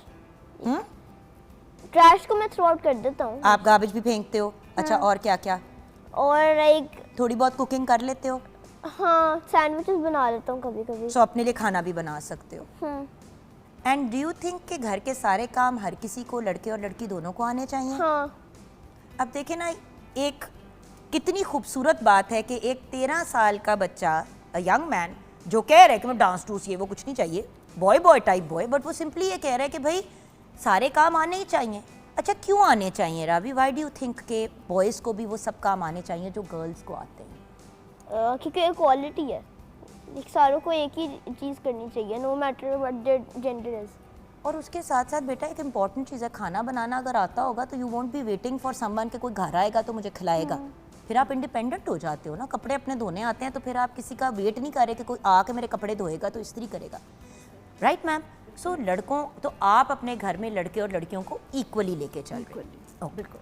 Doctor साहब, मैं अगर बेटी को ऑनेस्टली raise कहूँ करना इस मुल्क तो में। मैं समझता हूँ कि मैं इक्वल नहीं लेता। नहीं, मैं बेटी को हमेशा प्रायोरिटी देता हूँ। उसकी बहुत सारी रीजंस हैं। रीज़न उसमें 1-to-1 रिस्पॉन्स बैक की भी है। जैसे जो मैं एक्सपेक्ट करता हूँ या मैं जो जिस तरह करता हूँ, लड़कियाँ पता नहीं क्या है, they are more hard working, they are more you know. अब आप देखें तो सही अपनी सोसाइटी में इतनी दंदियां मत निकालो तो सुनैना, घर में और जितना भी भी भाई बहन हैं, आपकी मैं बता बड़ी रहा हूँ ना कि मेहरबानी है, मसला पड़ जाएगा। जितना एक्सपेक्ट मैं करता हूँ Sunaina is always ahead of that, तो फिर ज़ाहिर है एक एफिलिएशन बढ़ जाती है। फिर दूसरा ये होता है कि चॉइस भी लड़कों की बड़ी मैटर करती है। जैसे she decided to join my profession at the very beginning. मतलब मैं जब अपनी सीट से उठता था तो मेरी स्टेथोस्कोप पहन के मेरी कुर्सी पे बैठ जाती थी। इस पर अभी तस्वीरें भी हैं। नहीं, लेकिन उससे पहले एक सेकंड, लेकिन उससे पहले सुनैना ने अपने बाप को असिस्ट किया है, फाइलें भी पकड़ी हैं, ऐसी है, टेबल भी साफ किया है, वो सब बिल्कुल कुछ ऐसी। किया है जो बिल्कुल एक ऐसी। बंदा असिस्ट करते हुए करता है। सबसे जूनियर लेवल पे सुनैना ने स्टार्ट किया। मैं ये भी आपको बता दूं, ये बिल्कुल मैंने ऐसी है। अपनी आंखों से देखा इवन है। यहाँ तक कि जबकि घर पे भी लोगों ने Even और यहाँ तक इर्द गिर्द कि भी गिला किया कि भाई शी इज़ योर डॉटर, थोड़ा सा तो उसको मार्जिन दे दें। सुनैना ने मेरे साथ इंटरनेशनल ट्रैवल बहुत किया है जी, और जब भी कहीं गए हैं इसने हमेशा 2 खाने लिए, उनको टेस्ट किया है और इसका डायलॉग पूरे ख़ानदान में मशहूर है कि पापा ये आपका ये ज़्यादा अच्छा है। हाउ लवली इट इज़ कि बच्ची सिर्फ इस सोच से 2 खाने ले रही है कि जो अच्छा होगा मैं अपने फादर को ऑफ़र करूँगी, और दैट हैपेंड एवरी टाइम। और जब मैं कहीं अकेला जाता हूँ तो मैं फिर इसको कहता हूँ फ़ोन करके कि मैं मिस कर रहा हूँ कि ये अच्छा है। अच्छा, अब यहाँ पे आज का प्रोग्राम कंक्लूड करेंगे सुनैना आपकी बात से, और वो ये मैं आपसे जानना चाहती हूँ, वाई? माँ भी तो है घर पे, सिबलिंग्स भी हैं, इतनी प्रायोरिटी इस आदमी को क्यों? आई विल लाइक टू से कि वर्ड्स बहुत ज़्यादा इन्फ्लुएंस करते हैं। जैसे मैंने बताया कि बच्चे जो होते हैं वो चाह रहे होते हैं कि उनकी अचीवमेंट को एक्नॉलेजमेंट बस चाहिए होती है, लेकिन आजकल के पेरेंट्स जो होते हैं वो जैसे कहते हैं ये फार गोल हैं, ये अचीव करोगे तो तुम लोग हाई अचीवर हो, ये नहीं करोगे तो ये। तो छोटे छोटे गोल्स को बाबा हमेशा एडमायर करते हैं। कि जैसे मुझे याद है कि once in a class I scored 65% और मुझे लग रहा था कि ये मेरे थोड़े हैं, हालांकि थोड़े मार्क्स थे। तो he said just to boost me up, he said कि 60% से ज़्यादा तो सारे मार्क्स अच्छे होते हैं, तो मेरे क्योंकि 65 थे, ही सेड बहुत अच्छे मार्क्स आई लव यू भैया, you are a good person. Thank you so so much. He always कोई और बाप होता वो जूता उतार लेता, और जूता ना भी उतारता तो इतना बुरा भला कहता और ये ना देखता कि she passed and she passed with decent grades, yeah maybe not an A star, True. but उस वक्त उस सिचुएशन के मुताबिक she did her best। क्योंकि एक बात तो अफजाल भाई ने मेरे सामने भी कही है आपके बारे में, कहते हैं मुझे पता है she does her best, तो अगर कभी वो 100% उस पर नहीं भी पहुंचती तो मुझे फ़र्क नहीं पड़ता, क्योंकि मुझे पता है उसने अपना सब कुछ दिया। Very right. और एक चीज़ जो बहुत ज़्यादा ड्राइविंग फोर्स की तरह थी मेरे लिए वो ये कि ही ऑलवेज यूज्ड टू से कि मैं नहीं चाहता कि मुझे लोग इस तरह जाने के मतलब हम लोग को लोग इस तरह जाने के हम लोग मतलब डॉक्टर अफजाल बाजवा के बच्चे हैं, बल्कि बाबा को लोग इस तरह जाने के ये मतलब हमारे फादर हैं। तो ये चीज़ बहुत मैं इस ज़्यादा। दफ़े जर्मनी में था और कॉन्फ्रेंस चल रही थी, तो वहाँ कोई 6 लोग मुझे सिर्फ इसलिए मिलने के लिए आए कि वो they know Sunaina They're a fan of Sunaina। And they were basically she worked in Germany, तो वो फिर वो इसके फेलोज थे एंड दे केम टू सी मी। मेरे लिए बहुत बड़ा एक वो फीलिंग थी। अल्टीमेटली वही वाली बात होती है, मैम आप भी मानेंगी और आप भी अफजाल भाई मानेंगे और मैं भी एज अ मदर मानूंगी कि हम कितने भी अरबों खरबों करोड़ों कमा लें कोई फ़र्क नहीं पड़ता, जब औलाद कुछ अचीव करती है ना, उस अचीवमेंट की जो कामयाबी माँ बाप फील करते हैं वो बच्चा भी नहीं करता। बिल्कुल ऐसी है। So- ये जैसे मैं एक एग्जांपल देने लगा हूँ कि मैं जर्मनी वाली मीटिंग में था, तो इसके मेंटोर थे प्रोफेसर शान सदीदी, तो मैं गया हूँ वहाँ फिजिकली मौजूद हूँ, और उसने कहा वो इनका ना इसका नाम बड़े डिफरेंट तरीके से लेते हैं, वो सुनैना नहीं कहते, वो सुनैनी नीना कहते हैं। सुनैनी नीना, तो उन्होंने कहा वेरी सुनैनी नीना, मैंने कहा मैं आ गया हूँ ये काफ़ी नहीं है। तो मतलब तो मुझे बड़ा अच्छा लगा कि यार he still missing. The student has become the master, yes, student has become the master. Exactly. So, I love you guys. आपकी फैमिली भी हमारे लिए एक एग्जाम्पलरी फैमिली है मैडम। योर हस्बैंड, यू, आपके 5 बच्चे और आपसे वाबस्ता जो भी लोग हैं, हमेशा आप लोगों को अच्छे अल्फाज में याद करते हैं। और आई थिंक किसी भी इंसान की ज़िंदगी में और ज़िंदगी के बाद यही सबसे बड़ी अचीवमेंट होती है कि लोग अच्छे अल्फाज में याद करें। So thank you so much for joining us ma'am. बिल्कुल 12 बज सिर्फ गए। एक बात करना चाहूँगी कि पेरेंट्स को अपने बच्चों के साथ कम्युनिकेशन बहुत ओपन रखनी चाहिए, ताकि आजकल जो हमारे बच्चों में जहनी यानी मेंटल हेल्थ के इश्यूज़ आ रहे हैं वो कम से कम हो सकें। जितनी ओपननेस होगी, कम्युनिकेशन स्ट्रॉन्ग होगी, उतने ही हमारे रिलेशनशिप स्ट्रॉन्ग होंगे। बिल्कुल सही, thank you so much ma'am. And Afzal भाई, आपको पता है कि मेरा आपके साथ ताल्लुक़ प्रोग्राम पे ही मुलाकात से बना। फिर एक दफ़ा मेरी पिगमेंटेशन का बहुत इशू था तो मैं रोती धोती आपके पास आई, वहाँ मेरी सुनैना से मुलाकात हुई। मैंने लिटरली सुनैना की मिन्नत तरला किया कि प्लीज़ बच्चे प्रोग्राम पे आना है, मैंने आपको एज एन अचीवर बुलाना है। आपने फिर कन्विंस किया आगे, क्योंकि हर पॉइंट मतलब इतने बड़े बड़े प्लेटफॉर्म्स पे जब आप जाके रिप्रेजेंट करते हो अपने काम से रिलेटेड, तो गपशप के लिए morning show just seam a little uncomfortable and specially whatever. But जिस तरीके से आप और आपकी बीवी अपने सारे मामलात को लेके चलते हैं, आप दुनियावी काम तो देखते हैं लेकिन अल्लाह को खुश करने वाले भी बहुत से काम करते हैं, और वो फिर आपके बच्चों के थ्रू साफ नज़र आता है। So God bless you both families in your own right. Allah आप लोगों को खुश रखे, आबाद रखे और हमेशा आप लोगों को अपने बच्चों की खुशियाँ दिखाए। आमीन। यहाँ पे अपना प्रोग्राम क्लोज़ करेंगे व्यूअर्स। खुदा हाफिज़।